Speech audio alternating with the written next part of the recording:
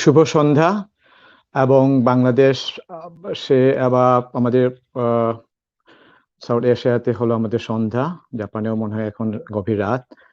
আর হলো নর্থ আমেরিকাতে হলো শুভ সকাল। আমরা যথারীতি শুরু করছি আজকের প্রোগ্রাম। তো সবাইকে শুভেচ্ছা এবং স্বাগত। আর প্রথমে আমাদের আয়োজকের পক্ষ থেকে আজকের যে মূল বক্তা তিয়াশা চাকমাকে আমাদের শ্রদ্ধা, ধন্যবাদ এবং স্বাগতম জানাচ্ছি।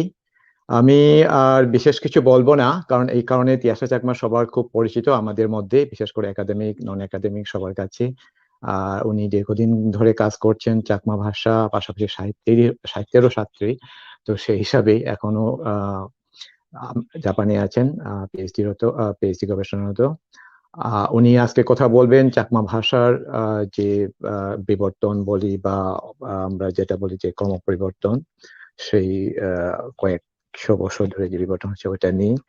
তো প্রথমে আমি তিয়াশা চাকমার সামান্য কিছু দিয়ে দিই, সেটা হচ্ছে উনার একটা সিরিজ আমরা সবাই দেখতে পাচ্ছি সহজিয়া.com-এ। পাশাপাশি উনার কয়েকটা প্রবন্ধ বিভিন্ন জার্নালে বা প্রকাশিত হয়েছে।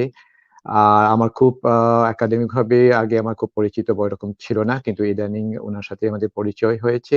তারপরেও ওনার লেখা আমরা গভীর আগ্রহ সহকারে পড়ি। আর পাশাপাশি বাংলাদেশের আমরা বলবো যারা যে আমরা লিঙ্গুইস্টিক মাইনরিটি বা ভাষিক সংখ্যালঘু বলি, তো এর মধ্যে বাংলার পরেই হচ্ছে বাংলা তো মেইন স্ট্রিম, এরপরে হচ্ছে আমাদের চাকমা ভাষা। আনুমানিক আমি ঠিক জানি না সংখ্যাটা, আমাদের 4 লাখের উপরে বাংলাদেশে চাকমা ভাষী সংখ্যা, 4 লাখের উপরে। এর মধ্যে বৃহত্তর পার্বত্য চট্টগ্রামেই হলো বেশিরভাগ আছেন। আর ইন্ডিয়াতে যদি বলি আসাম, ত্রিপুরা, তারপরে অরুণাচল, আদার প্রভিন্সেও আছে, মেইনলি এই 3টা প্রভিন্সে। মেঘালয় বা অন্যান্য আমাদের মণিপুরেও কিছু আছেন। এরপরে আছে হলো মায়ানমারে। তো আমরা সরাসরি তিয়াশা চাকমার কাছে যাই। প্রথমে মূল আলোচনায় ঢোকার আগে আপনার নিজের সম্পর্কে কিছু বলে আমরা শুরু করব। হ্যাঁ, তারপরে আপনি মূল বক্তা বা মূল বক্তৃতা বা মূল অংশে চলে যাব আর কি।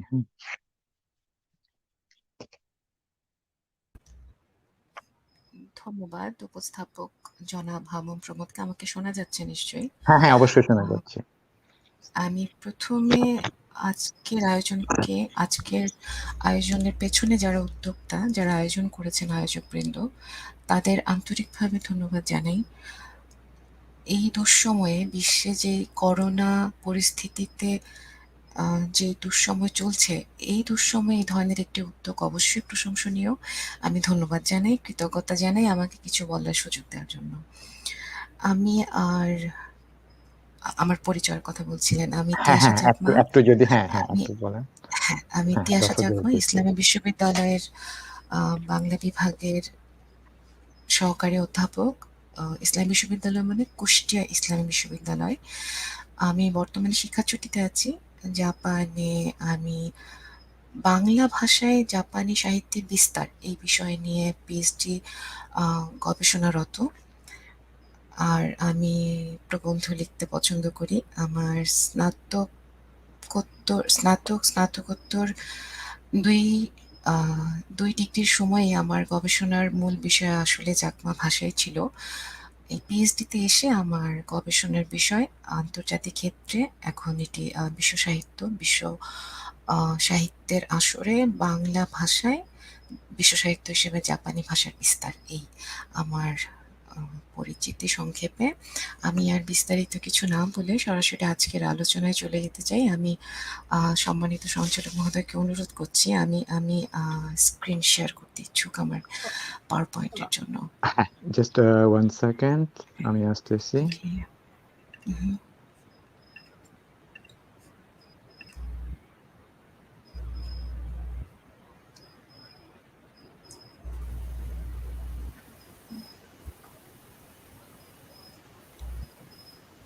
দেখা যাচ্ছে, ওকে। সো সরাসরি আমরা আজকের আলোচনায় যেহেতু চলে যাচ্ছি, আমার আজকের আলোচনার মূল বিষয় হলো চাকমা ভাষা চর্চার প্রবণতা একনজরে 150 বছর। আসলে এটা চাকমা ভাষা চর্চার ঠিক ইতিহাসও নয়, আজকের আলোচনার আমার প্রধান বিষয়বস্তু হলো যে কিভাবে, কি প্রবণতা নিয়ে এই চাকমা ভাষা চর্চা ১৫০ বছর ধরে অগ্রসর হয়েছে এবং ২১ শতকে এসে পৌঁছেছে। এই গবেষণার পেছনে আসলে রয়েছে আমার স্নাতকোত্তর অভিসন্দর্ভ ২০১০ সালের মূল গবেষণা পরিচিতি চাকমা ভাষা চর্চার ধারা, পরিপ্রেক্ষিত ও প্রবণতা। এটি জাহাঙ্গীরনগর বিশ্ববিদ্যালয়ের বাংলা বিভাগে স্নাতকোত্তর সন্দর্ভ হিসেবে ২০১০ সালে আমি জমাদান করেছিলাম এবং এরই পরিপ্রেক্ষিতে আমার স্নাতকোত্তর ডিগ্রি হয়েছিল। এটি এখনো গ্রন্থাকারে প্রকাশিত হয়নি, কিন্তু বিভিন্ন জায়গায় আমি এটি উপস্থাপন করে থাকি, আর বা যদি বলেন রেফারেন্স বা তথ্যসূত্র হিসেবে ব্যবহার করে থাকি। মূল আলোচনায় যাওয়ার আগে আসলে একটি কথা অবশ্যই আমাদেরকে বলতে হবে, সেটি হলো এই কথাটি স্ক্রিনে যেটি দেখা যাচ্ছে, বাংলাদেশ মূলত বহু জাতিসত্তা ও বহু ভাষার দেশ। সংখ্যা বিচারে বাঙালিই অধিক, কিন্তু বাঙালিই একমাত্র অধিবাসী নয়। ভাষা বিচারে বাংলাই সর্বোচ্চগামী, কিন্তু বাংলাই সর্বে সর্বা নয়। আ এই উক্তি দিয়ে কেন শুরু করছি? তার কারণটি হলো যে ২১ শতকে এসে ঠিক এই কথাটি যে ভাষা বিচারে বাংলাই সর্বোচ্চগামী, কিন্তু বাংলায় সর্বে সর্বা নয়, এই ধরনের একটি স্টেটমেন্ট খুব জরুরি ছিল এবং এই স্টেটমেন্ট আপনারা স্ক্রিনে দেখতে পাচ্ছেন। গবেষক সুমন সাজ্জাদ তার বাংলাদেশের সাহিত্য জাতীয়তাবাদ ও প্রান্তিক জাতিসত্ত্বা সাহিত্য প্রবন্ধে লিখেছেন এবং এটি আসলে এ যাবৎকালের সবচেয়ে শক্তিশালী একটি স্বীকৃতি বলে আমি বিশ্বাস করি। তিনি এও বলেন যে এই বাংলার আলো হাওয়ার এত বিস্তৃতি শ্বাস-প্রশ্বাসের জীবনযাপনের সঙ্গে এত, এত বাঙালিয়ানা প্রবেশ করে আছে যে আমরা ভুলেই যাই বাংলাদেশ কেবলই বাঙালির নয়। বাংলাদেশের ভাষা কেবলই বাংলা নয়। আরো অনেক জাতিসত্তার বাসভূমি এই বাংলাদেশ। আরো অনেক ভাষার স্রোততরঙ্গ ছড়িয়ে আছে বাংলাদেশের সুরের মৃত্তিকায়। একটু কাব্যিক ভাষা যদিও, কিন্তু এটিও এ যাবৎকালের সবচেয়ে শক্তিশালী একটি স্বীকৃতি, তিনি তার পশিকথার ধ্বনিগুঞ্জনে লিখেছিলেন। কেন এই প্রসঙ্গ? চাকমা ভাষা চর্চার প্রবণতা বা এই পরিপ্রেক্ষিত প্রবণতা কেন? এই প্রসঙ্গটি কেন? হঠাৎ করেই আসলে এটি সৃষ্টি হয়নি। দেখুন, ১৯৯৬ সালে গঠিত হয়েছিল এন্ডেঞ্জার ল্যাঙ্গুয়েজ ফান্ড। ঠিক একই বছর দেখুন universal declaration on linguistic rights, actually এটা বার্সেলোনাতে অনুষ্ঠিত হয়েছিল। এখান থেকেই আসলে আন্তর্জাতিকভাবে সর্বত্র যেই এন্ডেঞ্জার্ড ল্যাঙ্গুয়েজগুলো ছিল, সেই ল্যাঙ্গুয়েজগুলোর একটি লিঙ্গুইস্টিক অধিকার সম্পর্কে আলোচনা খুব জোরালোভাবে শুরু হয় এবং আপনারা জানেনই যে ৯৯ সালে যখন ইউনেস্কো বাংলা ভাষার অর্জনের ২১শে ফেব্রুয়ারিকে ইন্টারন্যাশনাল মাদার ল্যাঙ্গুয়েজ ডে হিসেবে স্বীকৃতি দিয়েছিল। এরই পরিপ্রেক্ষিতে আসলে ২১ শতকে এসে ভাষা সম্পর্কিত অনুসন্ধান সব ক্ষেত্রে খুব জোরালোভাবে শুরু হয়। বাংলাদেশও তার ব্যতিক্রম নয়। ফলে চাকমা ভাষা চর্চা কিভাবে হচ্ছে এটি জানা খুব জরুরি ছিল এবং এই গবেষণা যখন ২০১০-১১ সালে আমি সম্পন্ন করছিলাম, তখনও পর্যন্ত এই চাকমা ভাষার এই ভাষা চর্চার ইতিহাস সম্পর্কিত কোনো সংকলিত একটি গ্রন্থ বা একটি সমন্বিত, যেটাকে ইংরেজিতে বলি কনসাইজ ওয়ার্ক, সেটি ছিল না। ফলে এটি খুবই একটি জরুরি প্রসঙ্গ ছিল এইটি অনুসন্ধান করা। দেখুন, চাকমা ভাষা চর্চার প্রবণতা আলোচনা করতে গেলে আমাদের প্রথমে অনুসন্ধান করতে হবে যে আসলে এখানে কি কি নিদর্শন পাওয়া যায়। প্রাচীন নিদর্শন কিছু, আর পরবর্তীকালে এসে আমরা স্বাধীনতার পরবর্তী সময়ে আরো অনেক নিদর্শন পাবো। তো সেখানে সে আলোচনায় যাওয়ার আগে এই আপনার স্ক্রিনে দেখতে পাচ্ছেন যে লোকসঙ্গীত, তারা আর চাকমা রাজত্বের প্রাচীন যে উপকরণ, এই এই এই প্রাচীন নিদর্শন সমূহ সম্পর্কে কিছু বলা খুবই জরুরি। আসলে দেখুন, যেটাকে বলছি যে লোকসঙ্গীত, গ্যাংখুলি, বা আবার বলছি তারা, আগরতারা, সাঙিজ ফুলো তারা, এগুলো বঙ্কিমকৃষ্ণ চাকমা তিনি এই গেংখুলির এই উক্তিটি তার গ্রন্থে লিখেছিলেন, চাকমা সমাজ ও সংস্কৃতি গ্রন্থে। তিনি এই উক্তিটি বলছেন যে বিজয়গিরি সমারে আইনে তারা আগরে, which is মানে যার মানে হলো আসলে বিজয়গিরি, রাজা বিজয়গিরি তার সঙ্গেই এনেছিল এই আগরতলায় করে এনেছিল আমাদের ভাষা। এটা আসলে দেখুন, এই যে উক্তি, এই এই এই এই উক্তিগুলোতেই আসলে ভাষা কিভাবে বয়ে চলে এসছে আমাদের ২১ শতক পর্যন্ত তার সূত্র রয়েছে। বলছি তারার কথা। তারা আসলে প্রাচীনকালে চাকমাদের একটি চাকমা সম্প্রদায়ের একটি ধর্মীয় গ্রন্থ হিসেবে বিবেচিত হতো। মূলত আসলে গবেষকবৃন্দ বলে থাকেন যে এটি বিকৃত পালির ভাষা। আদতে আমি জানি না কতজন দেখছেন বা জানেন, এই ভাষাগুলো, এই ভাষাটি আসলে বৌদ্ধ ধর্মের যে বিভিন্ন খুব অসংখ্য অসংখ্য যে বুদ্ধের বাণী আছে, সেখানে শেষ প্রান্তের কিছু বাণীগুলো এই তারা হিসেবে আসলে বয়ে চলে এসছে, কিন্তু আসলে এগুলোকে আক্ষরিক অর্থে বৌদ্ধ ধর্মের বাণী হিসেবে পরিপূর্ণভাবে বলাটাও মুশকিল। তো এগুলোকে আসলে তারা বলা হয়। তো তারার মধ্যে সব, এবং এই তারা বহন করেছেন কারা? এই তারা আসলে বহন করেছিলেন লুরিরা। এখন লুরি আমরা কাদেরকে লুরি বলছি?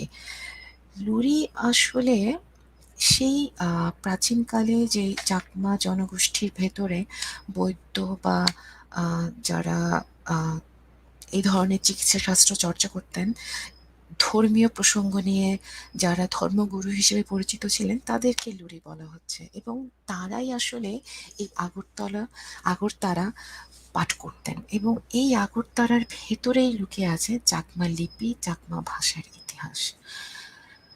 দেখুন, এই এই আগরতলা যেটি বলছি, এই আগরতলার ভেতরে যখন এই ভাষাটি প্রবাহিত হয়ে চলে আসছে, তখন আপনাকে বুঝতে হবে যে এটা আসলে একদম নেতৃস্থানীয় যারা আছেন তারা নন, বরং সমাজের এমন এক শ্রেণী যারা আসলে কখনোই নেতৃত্বে বা শাসক ক্ষমতায় ছিল না, তারা বহন করছেন।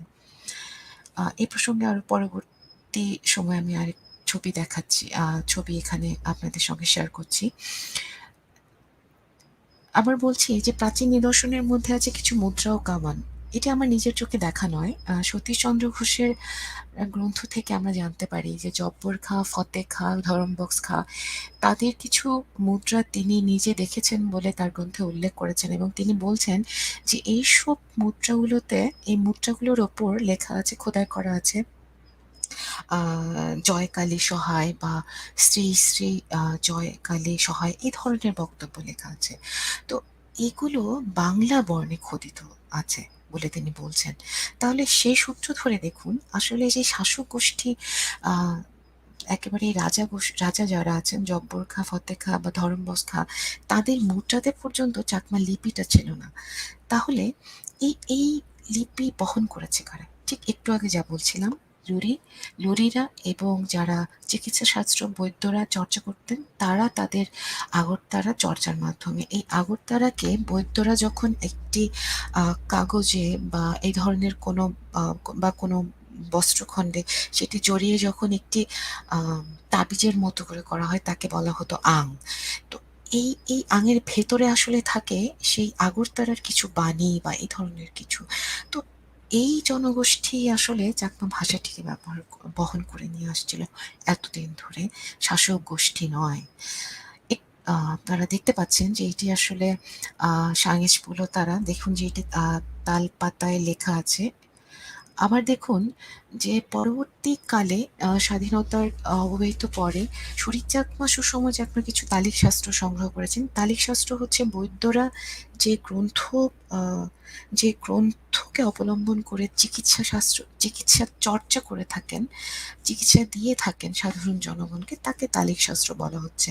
তো এই ধরনের তালিক শাস্ত্রে দেখুন যে এখানে চাকমা বর্ণগুলো এভাবে বর্ণিত হয়েছে, কিছু নমুনা শুধু। আবার দেখুন পরবর্তীকালে আরো কিছু সংগ্রহ হয়েছে, সেগুলো বিদ্যাসুন্দর পুঁথি, গোরক্ষ বিজয় পুঁথি। প্রশ্ন হলো যে বর্ণ চাকমা, কিন্তু যে সাহিত্যটি সেটি কিন্তু চাকমা নয়। বিদ্যাসুন্দর, গোরক্ষ বিজয় অবশ্যই এটি চাকমা সাহিত্য নয়, কিন্তু এটি চাকমা বর্ণে লিখিত হচ্ছে। তো ফলে দেখুন যে এই চাকমা ভাষা চর্চা করছে কারা? করছে সাধারণ মানুষ। এই প্রসঙ্গে বলতে গেলে আমরা একটু খেয়াল করব, সেটি হলো যে সাধারণ মানুষ যখন এই চর্চাগুলো করছেন, তখন আসলে আরেকটি স্লাইড আমি আগেই শেয়ার করি, সেটি দেখুন যে চাকমা রাজ লোগো যেটি আছে সেটি আপনার বাইরে এবং ভেতরে দুটো ভিন্ন। 2010 সালে যখন এই ছবিগুলো সংগ্রহ করা হয়, তখনও দেখুন যে আসলে এর মধ্যে কিছুটা অসামঞ্জস্য আছে, যে ভেতর বাহির একই রকম নয়, চাকমা বর্ণ নয়। কেন? আসলে যখন রানী কালিন্দী সারমেয় মহাস্থবিরের কাছে দীক্ষা গ্রহণ করেছিলেন, তখন তিনি এই ফরমান জারি করেন যে সর্বত্র বৌদ্ধ ধর্মই প্রতিষ্ঠিত হবে। তখন বহু লুরি পালিয়ে যায় বলে গবেষক কিন্তু ইতিমধ্যে আমাদেরকে জানিয়েছেন। তারাই আসলে এই দূরবর্তী, যখন বৌদ্ধ ধর্ম এইভাবে খুব জোরে সোরে প্রসারিত হতে শুরু করলো, তখনই তারা, এই লুরিরা এভাবে গোপনে অলক্ষ্যে এভাবে চাকমা বর্ণ চর্চা করে এসছে। এবং ঠিক ওইগুলোই হচ্ছে আমার বর্তমান গবেষণায়, এই আজকের আলোচনায় যেটি স্নাতকোত্তর অভিসন্দর্ভ, এই গবেষণাকে বলা হচ্ছে প্রাচীন নিদর্শন। পরবর্তীকালে আমরা যদি দেখি যে এই, অর্থাৎ আমরা সেখানে একটা খুব মোটা দাগে আমরা বলতে পারি যে সাধারণ জনগণ এবং লুরিরা বৌদ্ধরাই হচ্ছে চাকমা ভাষা চর্চা করে আসছিল। দেখুন, চাকমা ভাষা চর্চা বলতে আসলে কি বলছি? বলছি ভাষা সম্পর্কিত চর্চা বা ভাষাকে চর্চা করেছেন। এই প্রসঙ্গে যদি আমরা একটু ক্যাটাগরাইজ করি বা শ্রেণীকরণ করে, দেখবেন যে পাশ্চাত্য গবেষণা, বাঙালি গবেষণা, চাকমা গবেষণা। পাশ্চাত্য গবেষণা যখন বলছি, তখন প্রথমেই আপনাকে অবশ্যই বলতে হবে 1869 সালে ক্যাপ্টেন লুইনের কথা, যার the hill tracts of Chittagong and the dwellers therein, এই গ্রন্থটি খুবই একেবারেই সবচেয়ে প্রাচীন এখনো পর্যন্ত, 1869 বলছে, এবং এখান থেকেই আসলে আমরা ভাষা চর্চার প্রবণতাকে চিহ্নিত করছি, যেটাকে গবেষণা বলছি, সেটি চর্চা। এটি এখানে আসলে তিনি যা বলেছেন সে প্রসঙ্গে এখানে আলোচনা করব না। একটু মোটা দাগে আমরা শুধু একটু ধারণাটা নিব যে কেমন ছিল এই ধারাটা। পরবর্তীকালে দেখুন যে 1903 থেকে 1926 পর্যন্ত আব্রাহাম গিয়ারসন তিনি linguistic survey of India linguistics প্রকাশ করেছিলেন। এখানেই হচ্ছে চাকমা ভাষা সম্পর্কিত বক্তব্য আছে, যেটি পরবর্তী সময়ে বহু গবেষক একে তথ্যসূত্র হিসেবে ব্যবহার করেছেন, যে ব্রোকেন ডায়ালেক্ট অফ বেঙ্গল কিংবা বাংলা অর বেঙ্গলি। সো এটি একটি গুরুত্বপূর্ণ সংযোজন ছিল সেই সময়ে। এরপরে দেখুন, বাঙালি গবেষণা বলতে সতীশচন্দ্র হচ্ছে সবচেয়ে আগে, তার চাকমা জাতি। পরবর্তীকালে দেখুন সুনীতি কুমার চট্টোপাধ্যায়ের কিরাতা জনকৃতি দ্য ইন্দো মঙ্গোলয়েডস নামে একটি গ্রন্থ আছে। সেখানে কিছুটা ধারণা দেওয়া হয়েছে। 1965 সালে ডক্টর মোহাম্মদ শহীদুল্লাহ যখন পূর্ব বাংলার আঞ্চলিক অভিধান সংকলন করছেন, সেখানেও চাকমা ভাষা সম্পর্কিত কিছু ধারণা পাওয়া যায়। তাদের মধ্যে সবচেয়ে গুরুত্বপূর্ণ হচ্ছে স্বাধীনতার পরে 1980 সালে ডক্টর মনিরুজ্জামান। তিনি 1980 সালে ভারতের একটি সেমিনারে language planning on minority group of Bangladesh the Chakma, এই শিরোনামে একটি প্রবন্ধ পাঠ করেন, যেটি পরবর্তীকালে সংকলিত হয়, প্রকাশিত হয়। এটি একটি ভাষাবিজ্ঞান ভিত্তিক একটি গবেষণা, এবং এটি অনেক বেশি গুরুত্বের দাবি রাখে, কারণ এখানেই তিনি ভাষাবিজ্ঞান এবং সমকালীন যে গুরুত্বপূর্ণ প্রসঙ্গ আছে সেগুলো আলোচনা করেছিলেন। আপনারা প্যারালালি দেখুন, মাধবচন্দ্র চাকমা কর্মীর কথা বলছি 1940 সালে। 1940 সালে আসলে যে মাধবচন্দ্র চাকমার যেটি প্রকাশিত হয়েছিল সেটি হলো শ্রী শ্রী রাজনামা। এটি সম্পূর্ণভাবে ধর্ম প্রসঙ্গ হলেও কেন এটি গুরুত্বপূর্ণ, এখানে আগরতলার 22টি তারা সম্পর্কে এখানে আহ, ধারণা দেওয়া হয়েছে। যেই তারাকে আমরা প্রাচীন নিদর্শন হিসেবে চিহ্নিত করছি, সেই সম্পর্কে এখানে সংকলিত করেছেন 1940 সালে। পরবর্তীকালে নোয়ারাম চাকমার যে চাকমা প্রথম শিক্ষা আছে, এটি এটি অনেক বেশি গুরুত্বপূর্ণ। পরবর্তীকালে এটি আবার নোয়ারাম চাকমার গ্রন্থটিই কিন্তু পরবর্তীকালে প্রাইমারিতে ইংরেজি ভাষা, ইংরেজি মাধ্যমে একটি টেক্সট হিসেবে বা পাঠ্য হিসেবে গ্রহণ করা হয়েছিল। বিরাজমোহন দেওয়ানের একটি গুরুত্বপূর্ণ সংযোজন আছে, সেটি হলো চাকমা জাতির ইতিবৃত্ত। এখানেই তিনি খুব শক্তভাবে প্রতিষ্ঠা করেছেন যে চাকমা জাতি, এটি পরবর্তীকালে আসলে জাতীয় ইতিহাস পরিষদ কর্তৃক পুরস্কার পায়, ফলে এর গুরুত্ব অপরিসীম। এখানেও তিনি ভাষা সম্পর্কে তার বক্তব্য অত্যন্ত জোরালোভাবে উপস্থাপন করেছেন যে এটি আসলে কোনোভাবেই ব্রোকেন ডায়ালেক্ট হতে পারে না। যেটি দেখুন যে 1903 থেকে 26 সালে যখন আব্রাহাম গ্রিয়ারসন অনুসন্ধান করছিলেন তখন বলেছিলেন। পরবর্তীকালে আসলে ইতিহাস সম্পর্কে একটু ধারণা বলতে গেলে অনেক দীর্ঘ সময় লাগবে বলে আমি শুধু সংক্ষেপে একটু বলছি। গবেষকের জায়গায় দেখুন সুগত চাকমা, অশোক কুমার দেওয়ান, প্রিয়দর্শী খিসা, প্রভাত কুমার দেওয়ান, সুরিত চাকমা, অমলেন্দু বিকাশ চাকমা, চিরজ্যোতি চাকমা, মঙ্গল কুমার চাকমা, আরো আরো বহু গুরুত্বপূর্ণ ব্যক্তিত্ব আছেন। সময় সংক্ষেপের কারণে আমি খুব গুরুত্বপূর্ণ যারা তাদের নাম এখানে তুলে এনেছি। আবার দেখুন প্রতিষ্ঠানের ক্ষেত্রে উপজাতীয় সাংস্কৃতিক ইনস্টিটিউট বা সংক্ষেপে উসাই যা আছে, উসাই, এবং পরবর্তীকালে দেখুন 2003-এ, 2006, 7, 8-এ চাকমা একাডেমি, ফিবেক একাডেমি এই সমস্ত গঠিত হয়েছে। এই সমস্ত প্রতিষ্ঠান এবং সকল গবেষক চাকমা ভাষা সম্পর্কে অনুসন্ধান করেছেন। একেই আমরা বলছি চাকমা ভাষা চর্চা। এখানে না বললেই নয় যে সুগত চাকমা যে অবদান রেখেছেন, সেই অবদান আসলে পরবর্তীকালে কোনো গবেষক দিতে পেরেছেন কিনা এখনো পর্যন্ত সেটি আমার কাছে অত্যন্ত আশ্চর্যজনক মনে হয়। সুগত চাকমা একাই যে অবদান রেখেছিলেন তার বিভিন্ন চাকমা ভাষার ধ্বনিতত্ত্ব বা বাংলাদেশের চাকমা সাহিত্য, বাংলাদেশের চাকমা ভাষা ও সাহিত্য, এরকম অসংখ্য গ্রন্থে এগুলো বিস্তারিত চাকমা ভাষা সম্পর্কিত অনুসন্ধান। এখানে আর আলোকপাত করছি না, কারণ আমার আজকের আলোচনা প্রসঙ্গ আসলে এই ভাষা চর্চার প্রবণতাটা কি ছিল, যেটা আসলে পরবর্তী ধাপ। আমি পরের ধাপে চলে যাচ্ছি। চাকমা ভাষা চর্চার প্রবণতা, এই প্রবণতাগুলো আমরা আসলে কিভাবে চিহ্নিত করব? দেখুন 1914 থেকে 1970 পর্যন্ত একটি সময় ধরছি। এই সময়টাকে আমি বলতে চাচ্ছি এটি অস্তিত্ব সংকটের উত্থান হয়েছে। কেন?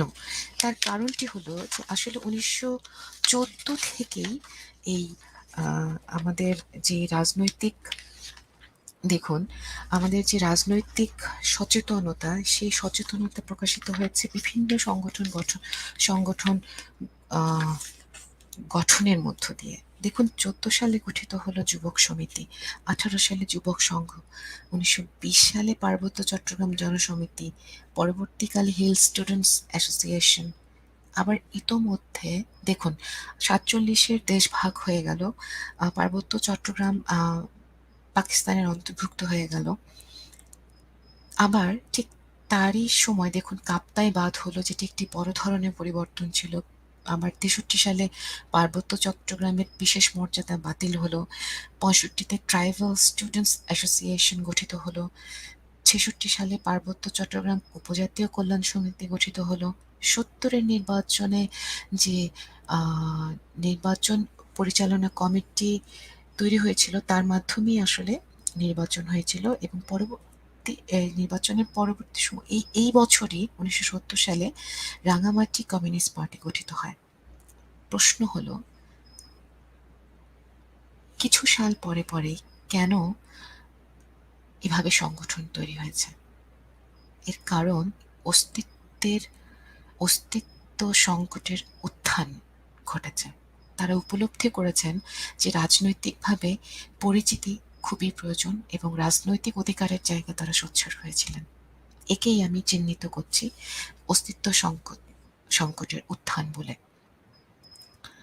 এবং দেখুন যে 1956 সালে অর্থাৎ 47-এর পরে এই যে সময় পর্যন্ত, স্বাধীনতার পূর্ববর্তী সময়ে যেই রাজনৈতিক ব্যক্তিত্ব গড়ে উঠেছিল চাকমা সমাজের মধ্যে, তারাই পরবর্তীকালে এসে, স্বাধীনতা পরবর্তী সময়ে এসে চাকমা সমাজকে নেতৃত্ব দিয়েছিল। ফলে এই সময়টি খুব গুরুত্বপূর্ণ ছিল।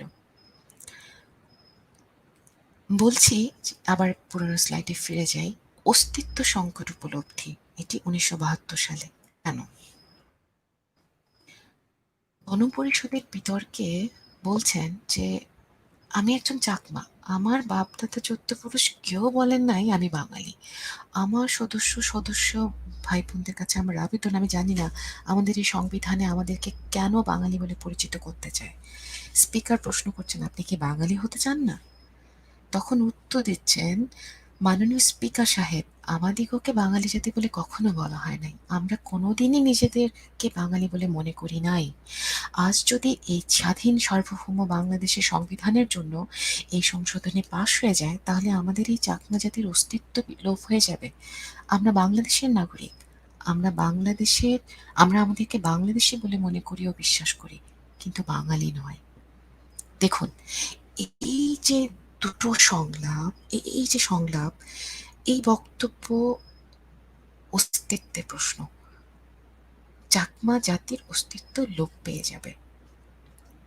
এখানে একটি কৌশলী কথা না বললেই নয়, যে যখন এই বাঙালি জাতীয়তাবাদের প্রসঙ্গ এসেছিল, তখন সরাসরি এই চাকমা জনগোষ্ঠীর পক্ষ থেকে যখন বলা হলো যে আমরা কোনোভাবেই বাঙালি নই, একে পরবর্তীকালে যখন আমরা পূর্ব ধাপে আলোচনা করছিলাম, যার কথা ডক্টর মনিরুজ্জামান, তিনি ব্যাখ্যা করেছেন 1980 সালে যে কেন ল্যাঙ্গুয়েজ প্ল্যানিং দরকার চাকমা সোসাইটির জন্য।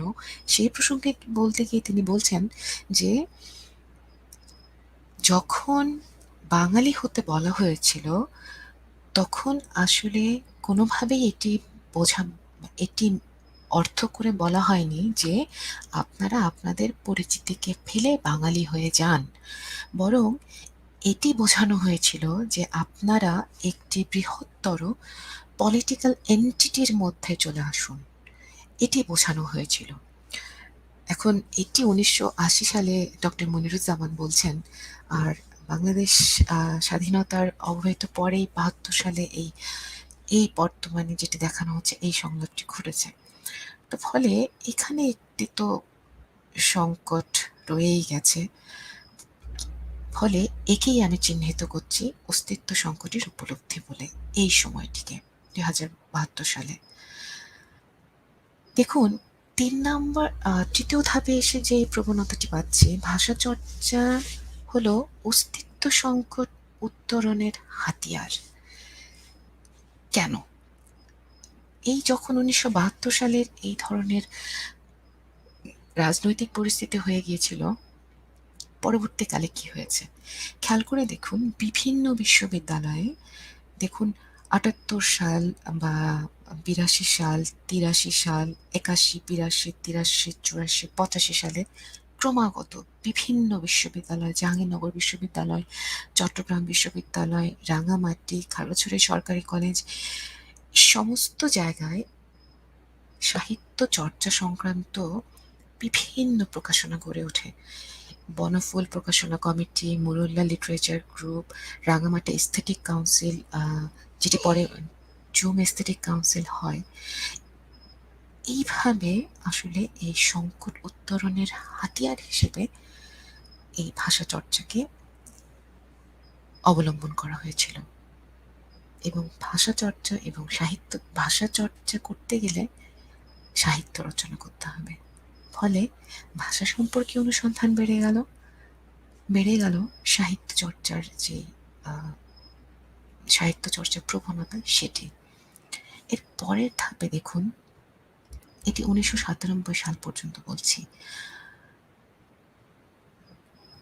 পরের ধাপটি দেখুন, 1999 যখন আন্তর্জাতিক মাতৃভাষা দিবস ঘোষিত হলো, এটি কিভাবে হলো দেখুন। ঠিক এই সময় থেকে শুরু হলো যে মাতৃভাষা চর্চা একটি নৈতিক দাবি।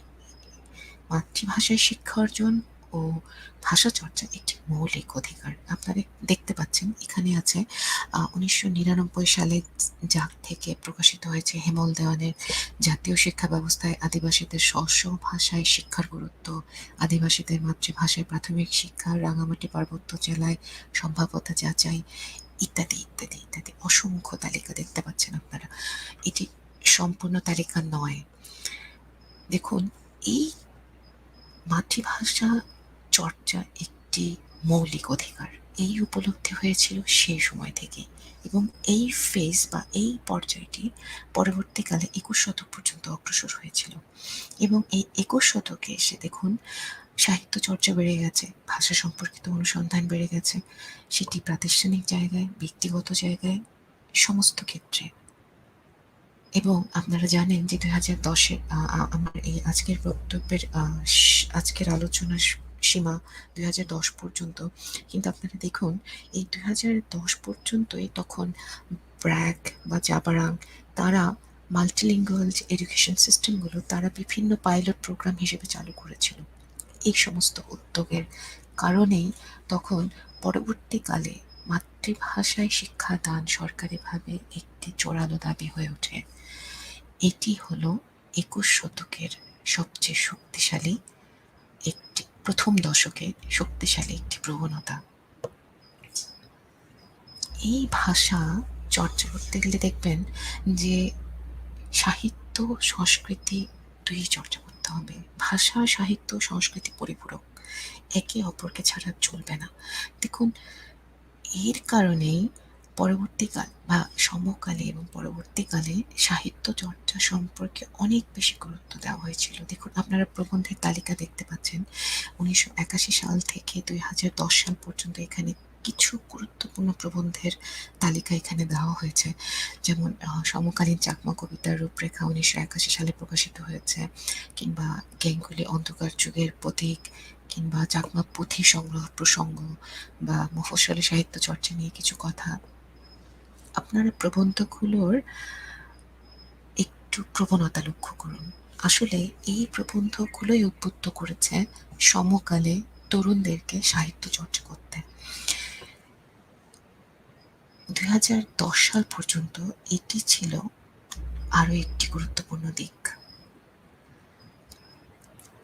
এ পর্যন্ত বললে আসলে আমার আজকের আলোচনা শেষ হয়ে যেত, কিন্তু সেটি হবে না। তার কারণ দেখুন, 2010-এর পরে এসে আমরা কি দেখতে পাচ্ছি। 2010-এর পরে এসে 1978 সালে যে উসাই গঠিত হয়েছিল, উসাইয়ের হাত ধরেই কিন্তু 2001-এ চাকমা ফন্টকে কম্পিউটারাইজড করে আমরা পেয়েছি। এবং পরবর্তীকালে এই 21 শতকের দ্বিতীয় দশকে এসে আমরা মোবাইল বা কম্পিউটারে আমরা চাকমা ফন্ট আমরা ব্যবহার করতে পারি। সমস্যাটা কোথায়? সমস্যাটা হলো যে চর্চা করবে কি। আমার আজকের বক্তব্যের সার কথা এখানেই। এতক্ষণ যা বলছিলাম সেটি ছিল গত 150 বছরের একটি প্রবণতা, একটি রূপরেখা, যেখানে আমি চিহ্নিত করেছি যে আমাদের প্রবণতা কি ছিল, টেন্ডেন্সি কি ছিল। 2010 সালের পর থেকে লক্ষণীয়ভাবে এই সাহিত্য, সংস্কৃতি, ভাষা বিষয়ক চর্চাগুলো যতটা চর্চিত হয়েছিল 80, 90 এবং 2010 পর্যন্ত, পরবর্তীকালে এসে এটি ক্ষীণ হয়ে আসে। জনসংখ্যা বেড়েছে কিন্তু চর্চা ক্ষীণ হয়ে আসে। তার কারণটা কি? কারণটা হলো আসলে স্ট্যান্ডার্ডাইজেশন একটি ব্যাপার। স্ট্যান্ডার্ডাইজেশন না হলে আসলে ভাষা চর্চা মুশকিল হয়ে যায়। এই মুহূর্তে এই আমাদের আমি আমার একটি ব্যক্তিগত মত, চাকমা ভাষা চর্চার ক্ষেত্রে আসলে সবচেয়ে জোরালো দাবি হলো যে চাকমা ভাষা সম্পর্কে যথাযথ পরিসরে অনুসন্ধান করতে হবে। এখন প্রশ্ন হলো যথাযথ পরিসর বলতে কি বোঝাতে চাচ্ছি? যথাযথ পরিসর বলতে আসলে ভাষা বৈজ্ঞানিক দৃষ্টিভঙ্গি থেকে অনুসন্ধানের কথা বলছি। খেয়াল করে দেখুন, আপনি যদি এখন খুঁজতে যান যে চাকমা ভাষী, মাতৃভাষা চাকমা এমন ব্যক্তি কজন আছেন ভাষা বিজ্ঞানে চাকমা ভাষা নিয়ে অনুসন্ধান করছেন, এই জায়গাটি যতক্ষণ না পরিষ্কার হবে ততক্ষণ পর্যন্ত মান্যায়ন প্রতিষ্ঠা করতে বেগ পেতে হবে। ফোনেমগুলো চিহ্নিত করা যাবে না, মূলধ্বনিগুলো চিহ্নিত করা যাবে না, আর লিপির কথা তো পরে আসছে। তো এই এখনই এটি করা না হলে মুশকিলে পড়ে যাব পরবর্তীকালে। এবং আরেকটি আমার যেটি সংকট মনে হয়েছে সেটি হলো যে ৮০, ৯০ এবং ২০১০ পর্যন্ত এই ৩০ বছর ধরে যে চর্চা চলে এসছে সেটি ধীরে ধীরে আসলে স্তিমিত কেন হয়েছে? কারণ আসলে এর পরবর্তী উত্তরসূরি যারা, উত্তরসূরির সংখ্যাটা সেই সময়ের তুলনায় কমে এসেছে। ফলে এই চাকমা ভাষা চর্চার প্রবণতা এখন ভিন্ন রূপ ধারণ করেছে। সেটি আমার আজকের আলোচনার অন্তর্ভুক্ত নয়, তবুও আমি একটু ইঙ্গিত দেওয়ার চেষ্টা করলাম যে আসলে আমাদের এখন চাকমা ভাষা চর্চা করতে হবে সাহিত্য রচনা করে। আমার আজকের আলোচনা এই পর্যন্তই। খুব সংক্ষেপে আমি একটি রূপরেখা দেওয়ার চেষ্টা করলাম। আমি ক্ষমা চাই, আমার এই ক্ষুদ্র পরিসরে অসংখ্য গুরুত্বপূর্ণ ব্যক্তিত্বের নাম আমি উল্লেখ করতে পারিনি সময় স্বল্পতার কারণে। আমি তাদের উল্লেখ না করে সেসব ব্যক্তিদের কৃতজ্ঞতার সাথে স্মরণ করছি। অন্য কোনো সময় ভাষা সম্পর্কিত আলোচনা হলে কিভাবে ভাষা, কে কি বলেছেন, কিভাবে অগ্রসর হয়েছে সেটি আমি সেই সময় আলোচনা করার চেষ্টা করব। কিন্তু আজকের শিরোনামে এটুকুই ছিল আমার গুরুত্বপূর্ণ বিষয়, যে কিভাবে আমাদের প্রবণতা, আমাদের টেন্ডেন্সি আমাদের ভাষা চর্চাকে নিয়ন্ত্রণ করেছে যুগে যুগে। ধন্যবাদ। উপস্থাপক।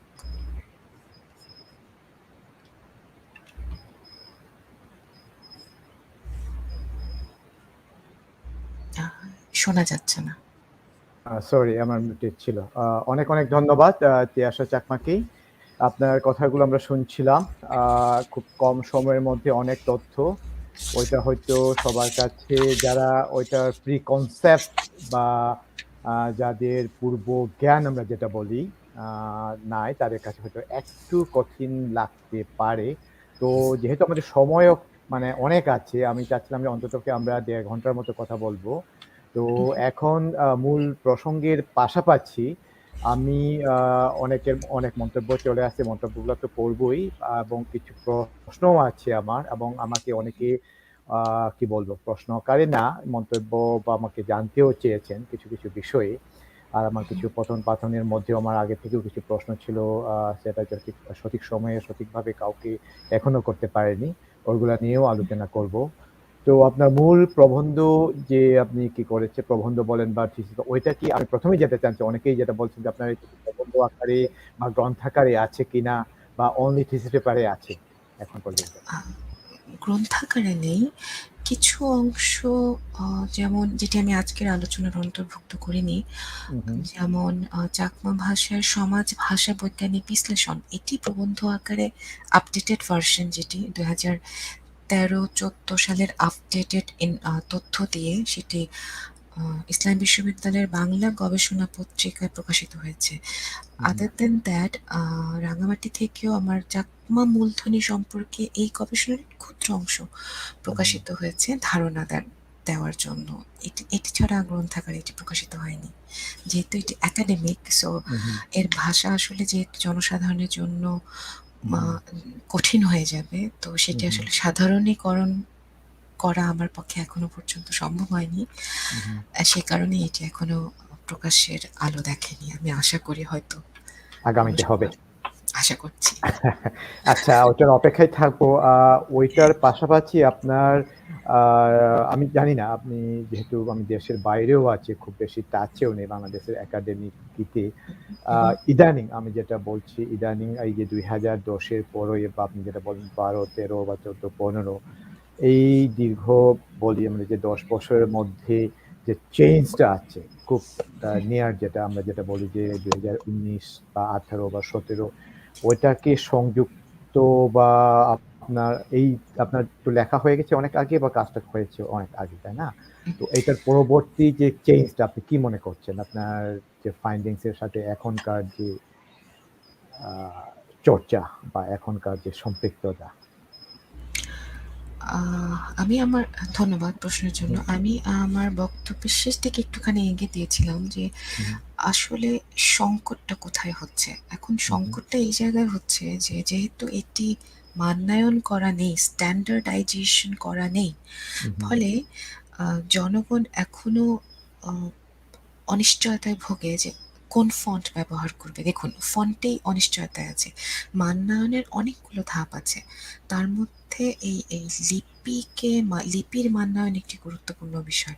তবে ইন্টারেস্টিং ব্যাপার হলো যে আসলে 21 শতকে এই লিপি আমরা যখন অ্যান্ড্রয়েড ফোনে ইউজ করতে পারছি, এটি অনেক বেশি আশার কথা। এবং এক্ষেত্রে আমার সুজ মরিচের কথা মনে আছে। তিনি খুব গুরুত্বপূর্ণ অবদান দিয়েছেন এক্ষেত্রে, আমার জানা আছে। তার সঙ্গে আরেকজন ছিলেন, সরি এই মুহূর্তে নাম মনে পড়ছে না, কিন্তু তিনিও অত্যন্ত গুরুত্বপূর্ণ অবদান রেখেছিলেন। তো এই যে লিপির মান্যায়ন হচ্ছে, এগুলো হচ্ছে ধীরে ধীরে হচ্ছে হয়তো, কিন্তু এখন আসলে দরকার খুব পরিকল্পিতভাবে মান্যায়ন, স্ট্যান্ডার্ডাইজেশন। আপনাকে স্ট্যান্ডার্ডাইজেশন করতে হলে আপনাকে শব্দের ফর্মটাকে নিশ্চিত করতে হবে। আপনার শব্দের ফর্ম নিশ্চিত করার জন্য আপনাকে পেছনে যেতে হবে। পেছনে কোথায় যেতে হবে? অশোক কুমার দেওয়ান যে শব্দ সংকলন, শব্দকোষ বের করেছেন, সেখানে তিনি কোন শব্দ লিখছেন, কিংবা যে প্রাচীন নিদর্শনে কোন শব্দ লেখা আছে, তার প্রোনাউন্সিয়েশন কি ছিল, সেটি কেমন ছিল, সেটি অনুসন্ধানের দরকার আছে। আমি বললে আরেকজন বলে সেটি হবে না, গবেষণার দরকার আছে। এবং এই জায়গায় বলছি যে আমি শেষ দিকে যেটি বলছিলাম যে যথাযথ পরিসরে অনুসন্ধান প্রয়োজন। একেই আমি বলছি যে এটি প্রয়োজন, তবে অনেক আশাবাদী। না, যেহেতু আমি ওই হ্যাঁ, লিপি আমি লাস্ট লিপি হয়ে গেছে।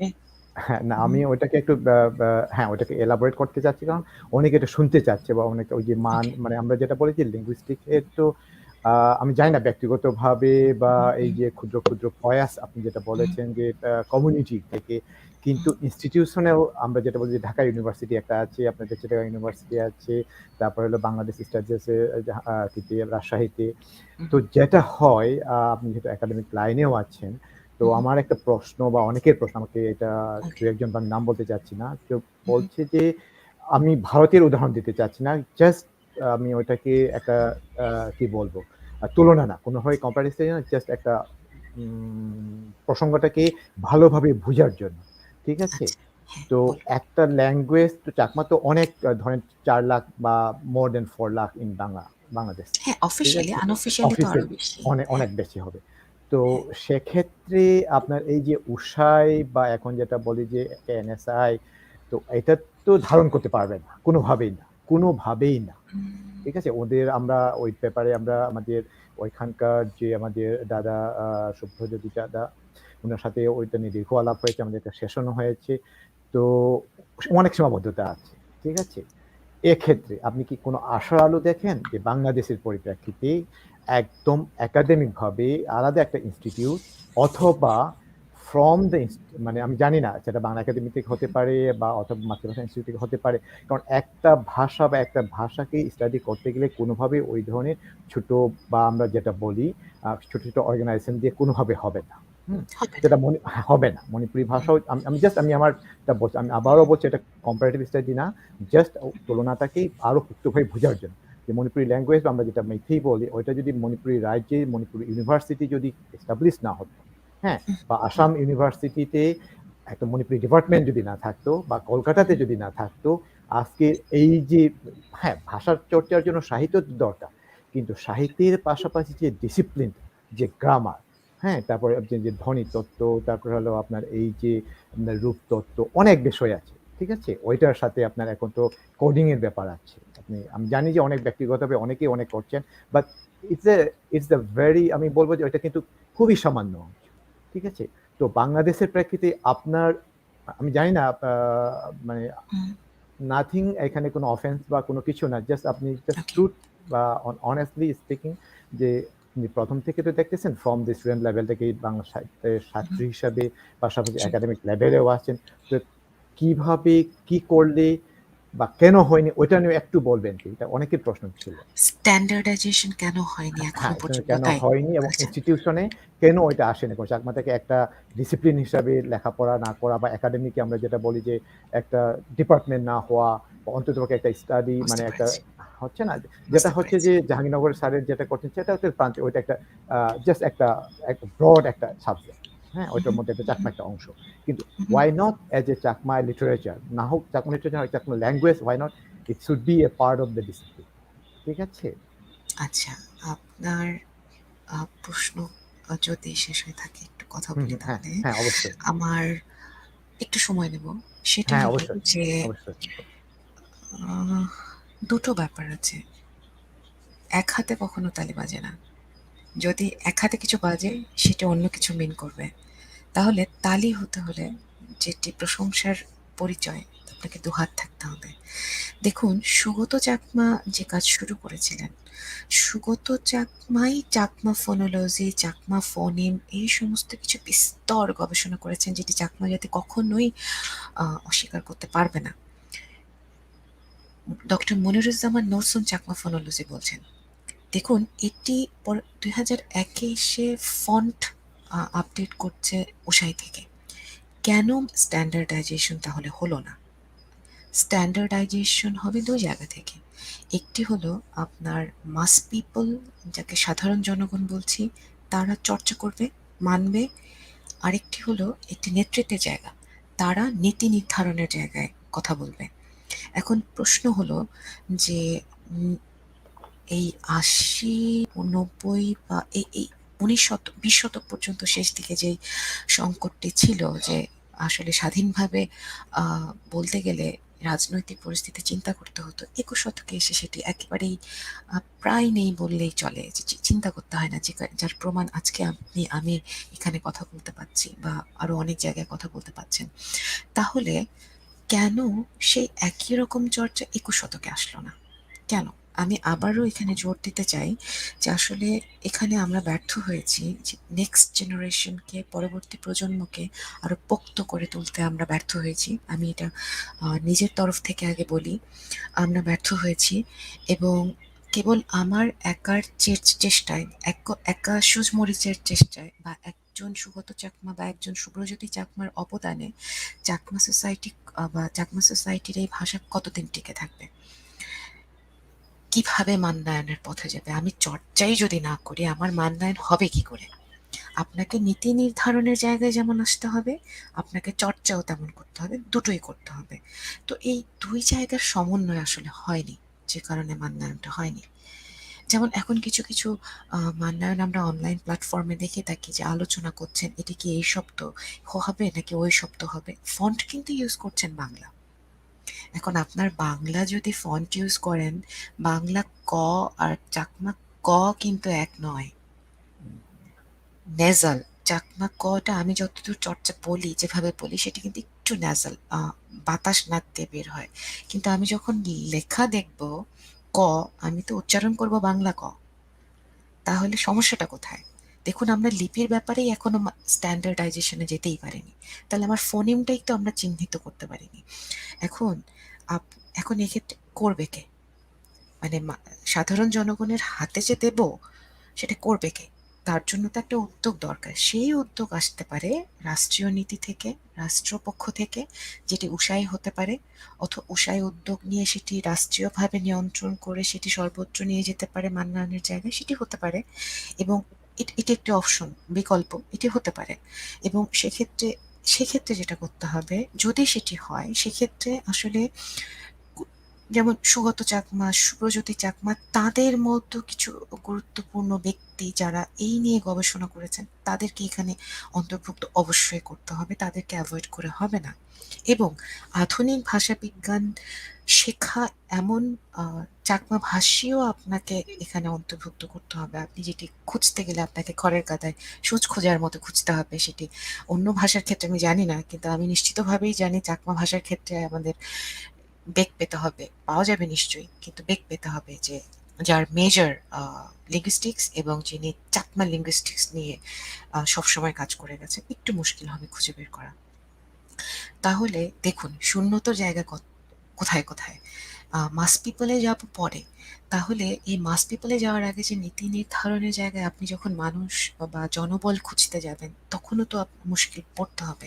আবার এও ঠিক যে আপনি যখন উদ্যোগ নেবেন, তখন আপনি এই জনবলকে খুঁজে নেওয়া আপনার জন্য সহজ হবে, আপনি এই জনবলকে তৈরি করে নিতে পারবেন, এটি সম্ভব। কিন্তু উদ্যোগ দরকার হ্যাঁ, সর্বোপরি। আমি বিশ্বাস করি আসলে দুই পক্ষ থেকেই দরকার, এক না পক্ষ সেটাই, ভাবিয়ে সেটাই, হবে না। সেটাই। হ্যাঁ, সেটাই। তো এখানে আমরা মানে একটু ব্লেম একটু দিয়ে একটা একটা একটু হ্যাঁ, একটা কথা বলেন। বলে নেই, হ্যাঁ, যেটা বলেন, শেষ বলেন। কথা সেটা এই প্রসঙ্গে, সেটি হলো হুম, যে ৮০-৯০ যে সংকট ছিল, সুরিত চাকমা নিখোঁজ হয়ে গেলেন, এই ধরনের ব্যাপারে এখন দুশ্চিন্তা নেই যখন, তখন আসলে আরো আরো স্বতঃস্ফূর্ত হওয়া দরকার ছিল, যেটি হয়নি। তো ফলে এখন আসলে ভিন্নভাবে আমাদের অগ্রসর হতে হবে, আমাদের চিন্তা ভাবনা সেটি হতে হবে পরবর্তী প্রজন্ম কেন্দ্রিক। আমি তো হুম, প্রায় আমি আমি ৩০ ঊর্ধ্ব মানুষ, তো ফলে আমাদের চিন্তা করতে হবে ২০-২১ থেকে ৩০-এর মধ্যে যারা আছেন তাদেরকে নিয়ে, তারা তৈরি করবেন পরের পরের প্রজন্মকে, এইভাবে না হলে হবে না, আচ্ছা, মুশকিল। এখানে ওকে। আমার কি বলে আমি একটু পরে আলাপ করছি। আমি এখানে ২ টা বা ৩ টা প্রশ্ন বা আকারে নিচ্ছি। এই যে Yes. স্মরণিকা চাকমা লিখছেন, আপনিও পড়তে পারছেন যে প্রবন্ধটি পড়ার আশা রাখছি, ইটস ওকে। মান উন্নয়ন অবশ্যই জরুরি, ওটা নিয়ে আলাপ করেছি। ভবিষ্যতে চাকমা ভাষাকে মান ভাষা বা এটাকে চর্চার ঝুঁকিগুলোকে কমিয়ে নিয়ে আসতে কি করণীয় হতে পারে? এটা নিয়েও কিছুটা আলাপ করেছি, but I don't know, you can add or yeah, give a আচ্ছা, little এটা comment. আমি একটু বলি আগে, সেটি হলো যে এটাকে মান উন্নয়ন নয়, এটা আসলে মান্নায়ন, মান না, হ্যাঁ, হ্যাঁ। স্ট্যান্ডার্ডাইজেশন। ইয়েস। সো আচ্ছা, এটি ফলে স্ট্যান্ডার্ডাইজেশনে আসতে গেলে তো আমাদের, আমি তো বললামই আমাদের কি কি করণীয়। হুম, হুম, হুম, হুম, হুম। ভবিষ্যতে চাকমা ভাষাকে, মান ভাষাটিকে চর্চার ঝুঁকিগুলো কমিয়ে নিয়ে আসতে কি কি করণীয় হতে পারে? প্রথমেই আ ভাষাকে আপনার চর্চা করতে হবে, অ্যাটলিস্ট লিখিত না হোক, ওরালি। আমার এমন অনেক পরিচিত ফ্যামিলি আছে যারা ছোটবেলা থেকেই আর কি শিশুদেরকে তারা বাংলা শেখান বা ইংরেজি শেখাচ্ছেন, চাকমা ভাষায় জোর দিচ্ছেন, এরকম পরিচিত আমার অনেক পরিবার আছে চাকমাদের ভেতরেই। আমার সমকালে আমার আমার পরিচিত আছেন যারা শিখে শুরুই করেছেন বাংলা দিয়ে, পরে কৈশোরের পরে এসে চাকমা শিখেছেন। এগুলো পরিহার করতে হবে। আপনি বিসিএস ক্যাডার হয়ে গেছেন বলেই, বা আমি তিয়াশা চাকমা আজকে বিশ্ববিদ্যালয়ের শিক্ষক হয়ে গেছি বলেই আমার শিশুকে আমি বাংলা আগে শেখাবো, এটি হতে পারে না। এটি কোনোভাবেই হতে পারে না, এটি প্রত্যাশিত নয়। এগুলো কমাতে হবে এবং সর্বস্তরে এই জায়গায় চর্চাগুলো বাড়াতে হবে। কমপক্ষে নিদেন পক্ষে ভার্বাল, যেটি বলছি ওরাল, মৌখিক, এটি। আর সাহিত্য ওকে। চর্চা তো করতেই হবে। হুম, আর হুম।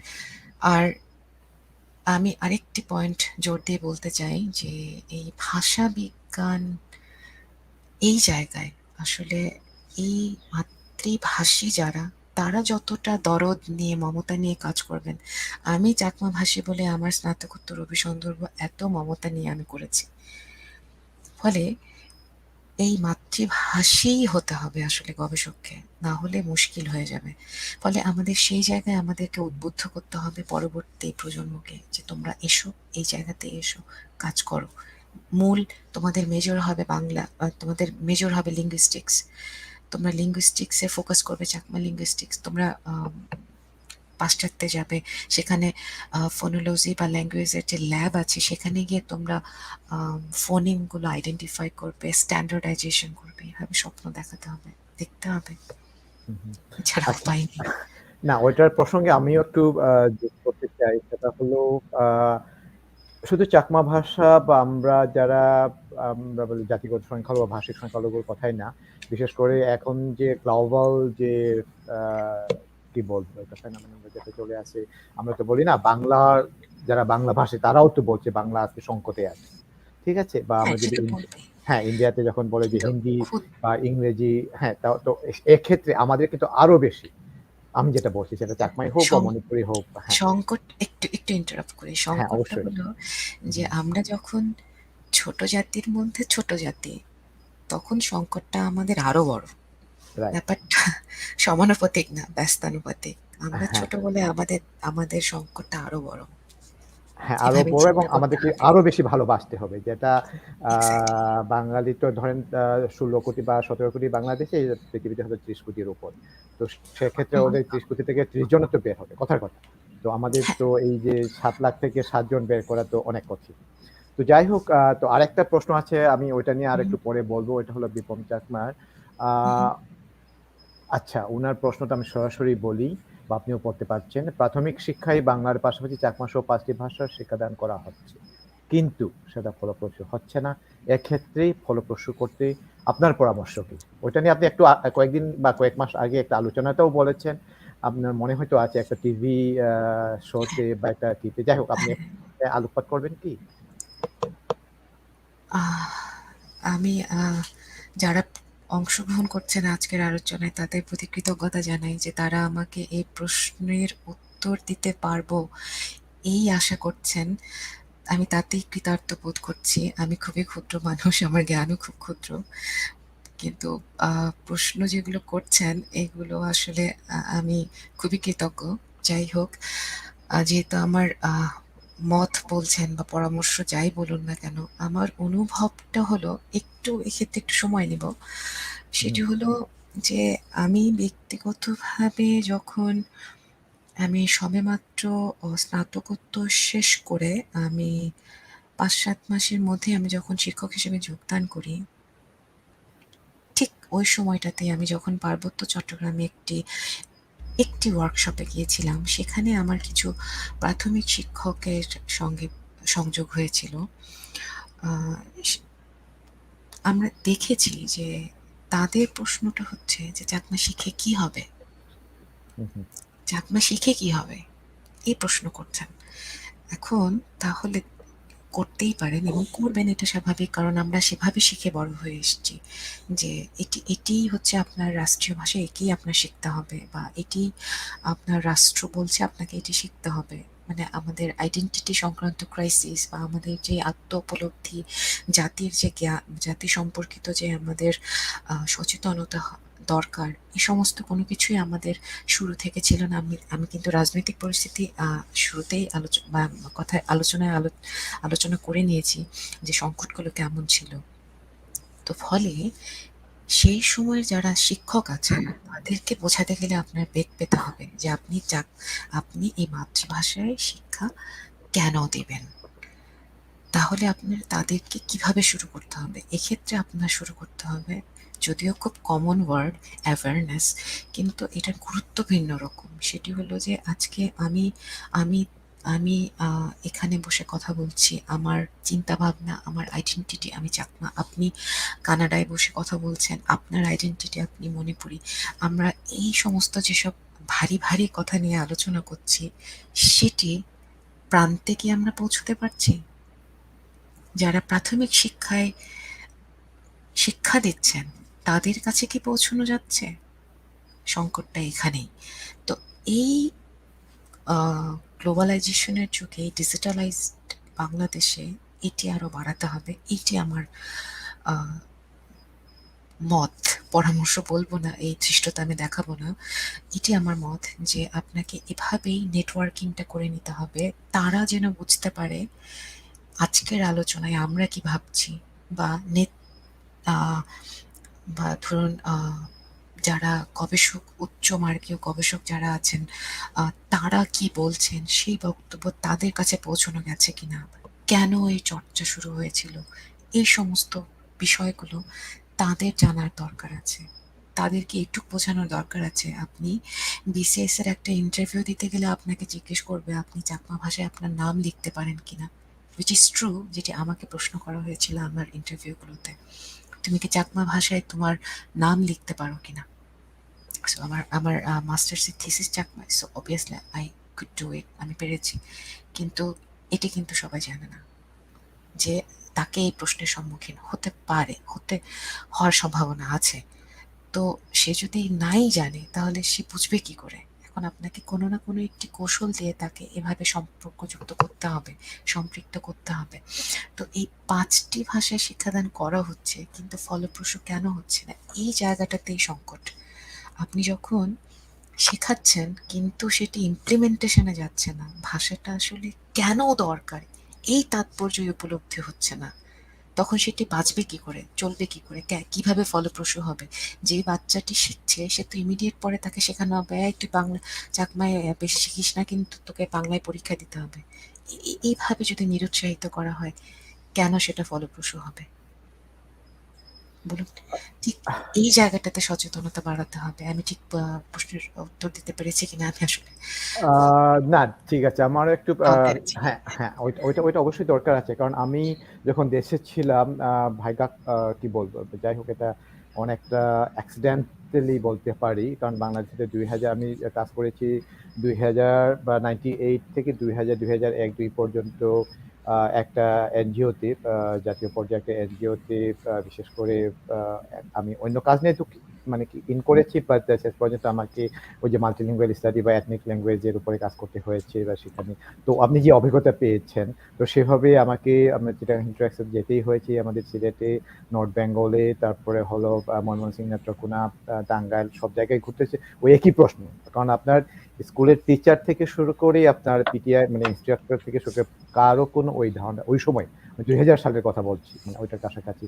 তো এখন আপনার 2010 বা 2019 বা 2021-এ এসে এই যে আপনার যে প্রশ্নগুলা, এই যে এখনো কি হচ্ছে না কেন, এই যে 10 বছর হলো, 15 বছর, তার মানে এখানে চরম ঘাটতি আছে আমাদের।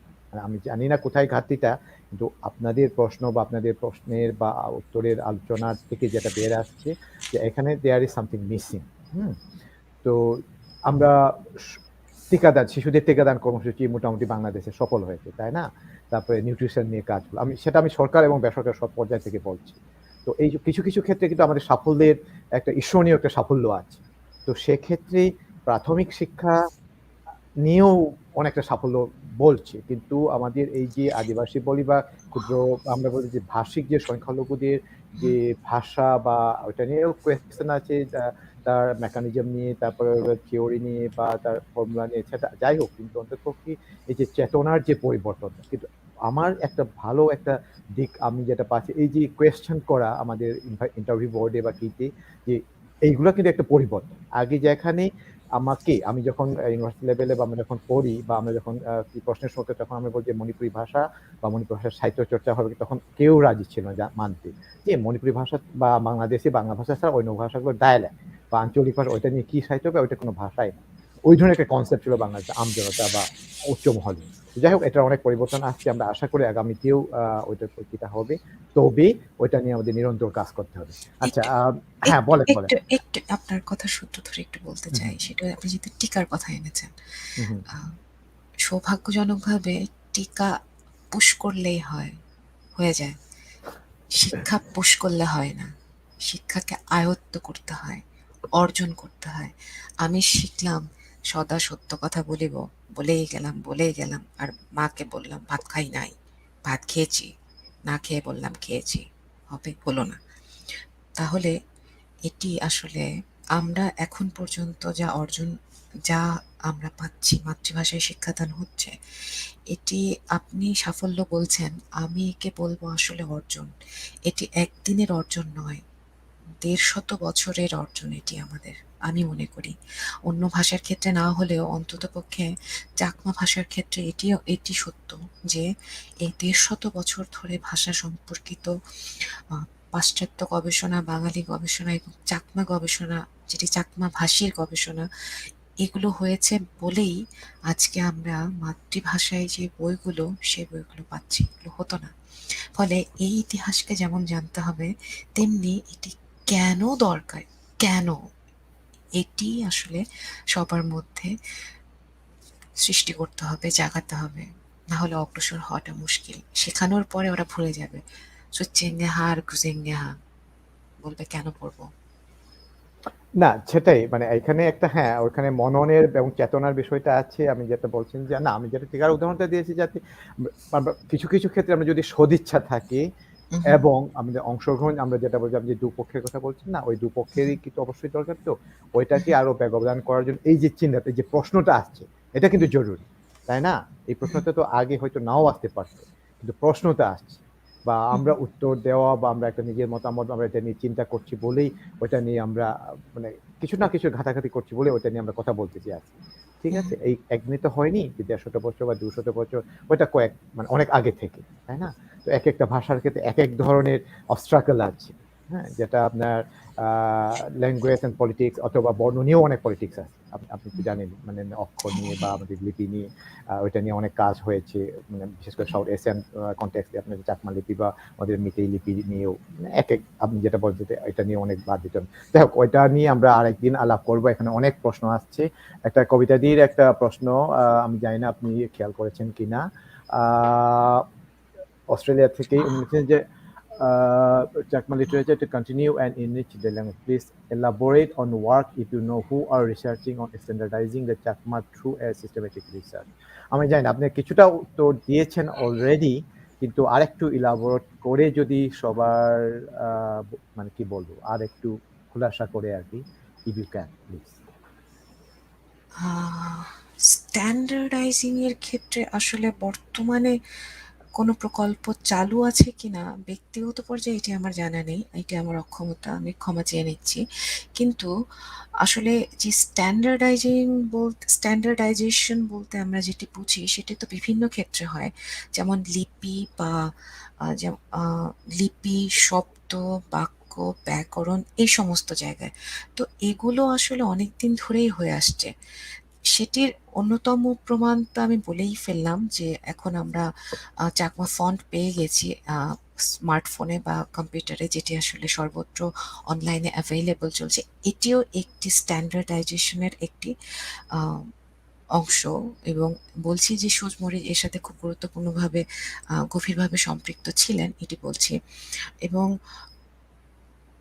আসলে এটি শুরু হয়েছিল সেই ব্র্যাক, জাবারাং এই বেসরকারি সংগঠনগুলোর মধ্য দিয়ে।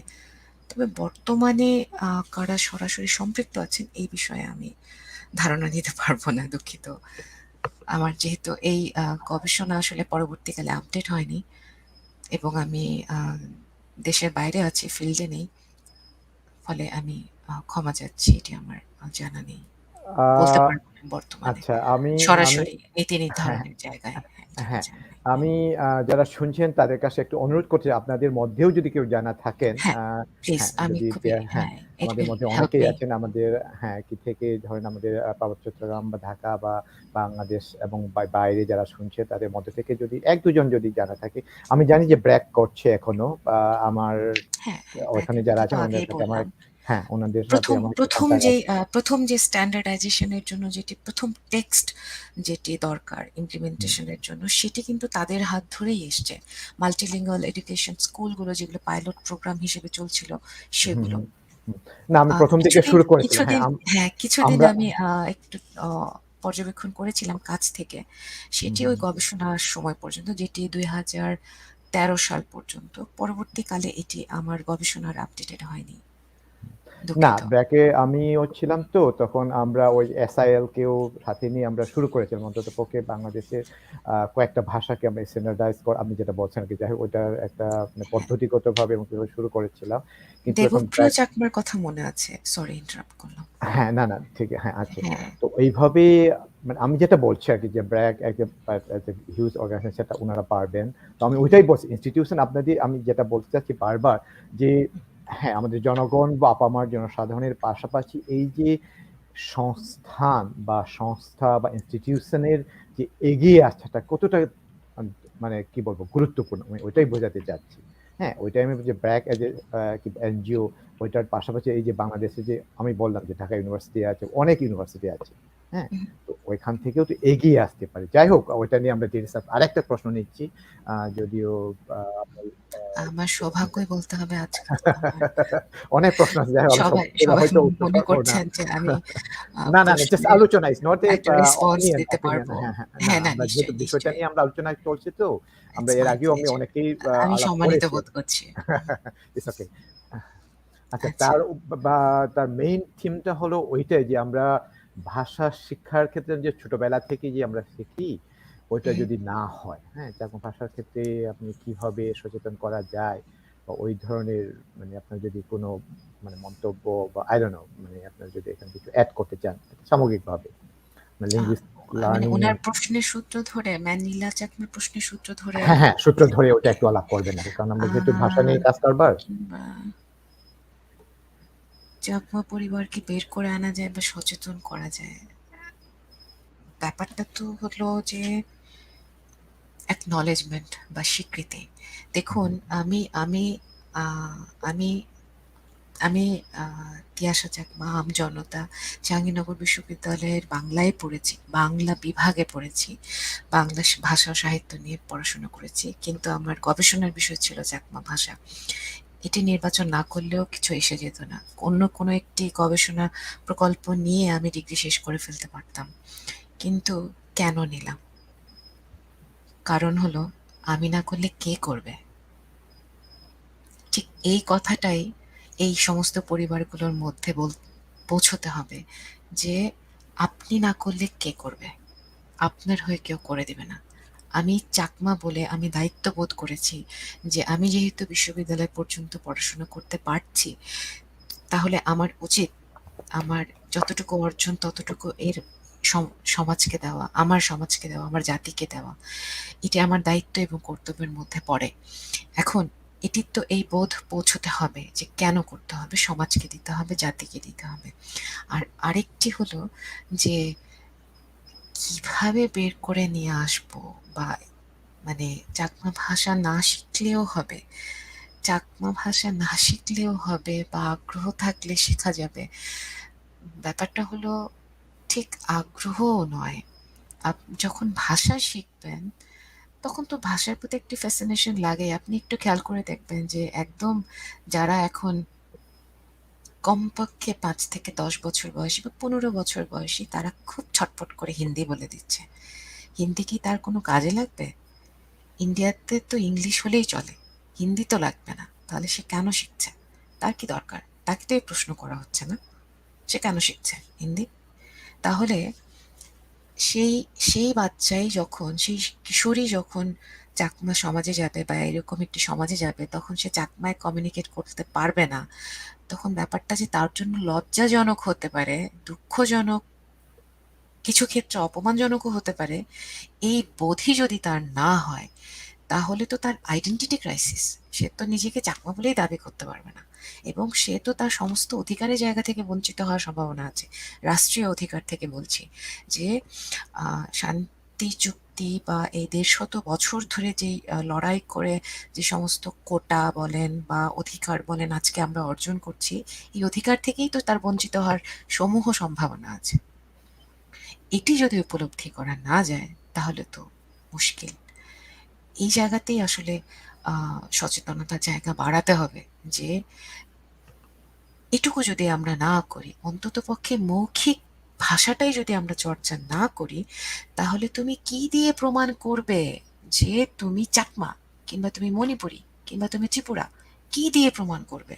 নাক চাপটা চোখ ছোট দিয়ে তো হয় না। নাক চাপটা চোখ ছোট দিয়ে তো বড় বড় বড় জাতি আছে। আপনি কি করে আইডেন্টিফাই করবেন? ল্যাঙ্গুয়েজ ছাড়া, ভাষা চর্চা ছাড়া কোনো গতি নেই। এটিই একমাত্র অবলম্বন এবং এই হ্যাঁ, কথাটাই তাদেরকে এভাবেই তাদেরকে বোঝাতে হবে, এই কথাটাই তাদেরকে বলতে হবে, এই কথাটাই তাদের মাঝে পৌঁছতে হবে। এটিই পৌঁছাতে হবে। এই দুটো বক্তব্য। এটি আমার মত।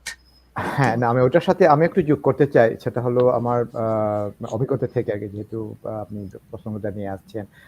বাংলাদেশের প্রেক্ষাপটে ধরেন মণিপুরি খুবই মানে একদম সংখ্যায় খুবই কম, তাই না? কয়েক হাজার, মানে লাখের উহু, উহু, কাছেও না। উহু, ধরেন ১৫-২০ হাজার বা ২৫,০০০, ৩০,০০০। আ হ্যাঁ? তো তারপরেও এই যে চেতনা যদি থাকে, সংখ্যাটা কিন্তু হ্যাঁ, সংখ্যাটা কিছুটা factor, but is not only the factor, তাই না? এটাই কিন্তু একটা ফ্যাক্টর। কিন্তু এই যে সামগ্রিকভাবে যে চিন্তা করা বা এই যে, যেমন আমি বাংলায় শিখেছি, বাংলায় পড়েছি, কিন্তু আমাদের মণিপুরি বা চাকমা ভাষা শিক্ষা মানে একাডেমিক্যালি স্কুলিং করার কোনো কি নেই, তারপরে আমি মণিপুরিতে লিখছি। আমাদের একটা উপায় ছিল বা ভালো একটা কি ছিল যে মণিপুরীরা বাংলা হরফ এখন অবশ্য ব্যবহার করে, তখনকার সময় আমাদের সময় বাংলা হরফটাই ব্যবহার করা হতো, বাংলা অক্ষরটা এখনো হচ্ছে বাংলাদেশে, কিন্তু ইন্ডিয়াতে হচ্ছে।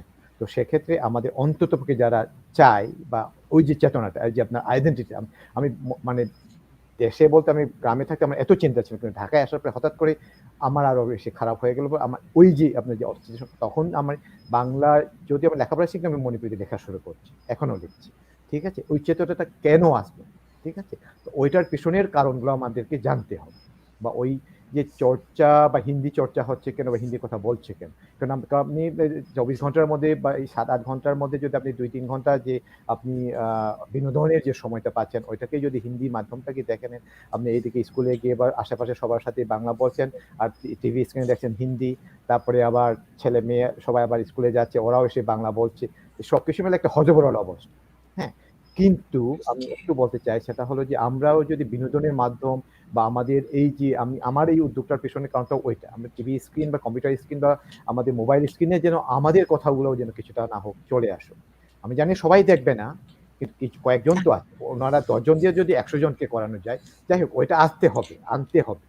হ্যাঁ, একটু এই প্রসঙ্গে একটু ইন্টারাপ্ট করি। আমার এখানে আমি অবশ্যই বলা প্রয়োজন বোধ করছি, সেটি হলো যে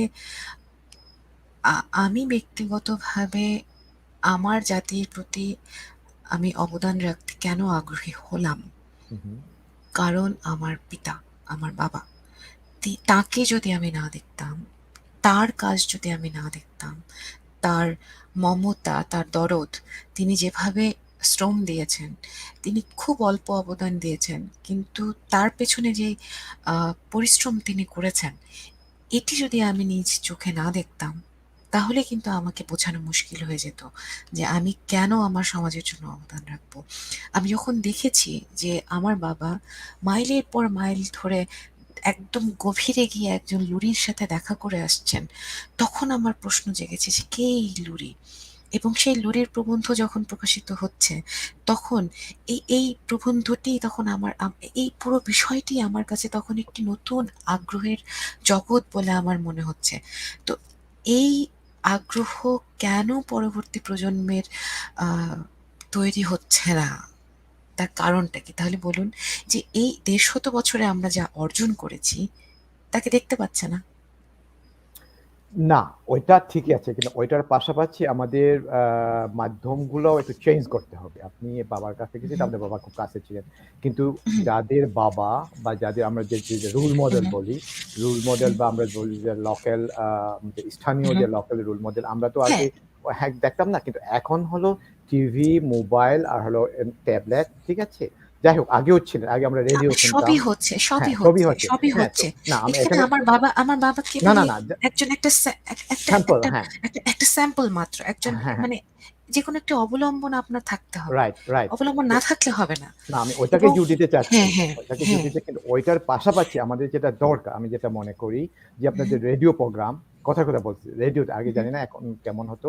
তো এখন তো ইজি, রেডিও, ইউটিউব গুলাতে আপনার যে নাটক মানে যে থিয়েটার, আমরা একদম বড় আঙ্গিকে দরকার নেই, একদম গ্রাম থিয়েটার বা আমাদের যে পথনাটক আছে, তারপরে হলো ওইটা নিয়েই কিন্তু চর্চা হয়। তারপরে যে সিডির যে গানগুলো, আগে তো সিডি, তো এখন তো সরাসরি ইউটিউবে করা যায়। এই যে মাধ্যমগুলোকে যদি আমরা যুগোপযোগী, আমরা যে মাধ্যম, এখন তো খুব সহজ, তাই না?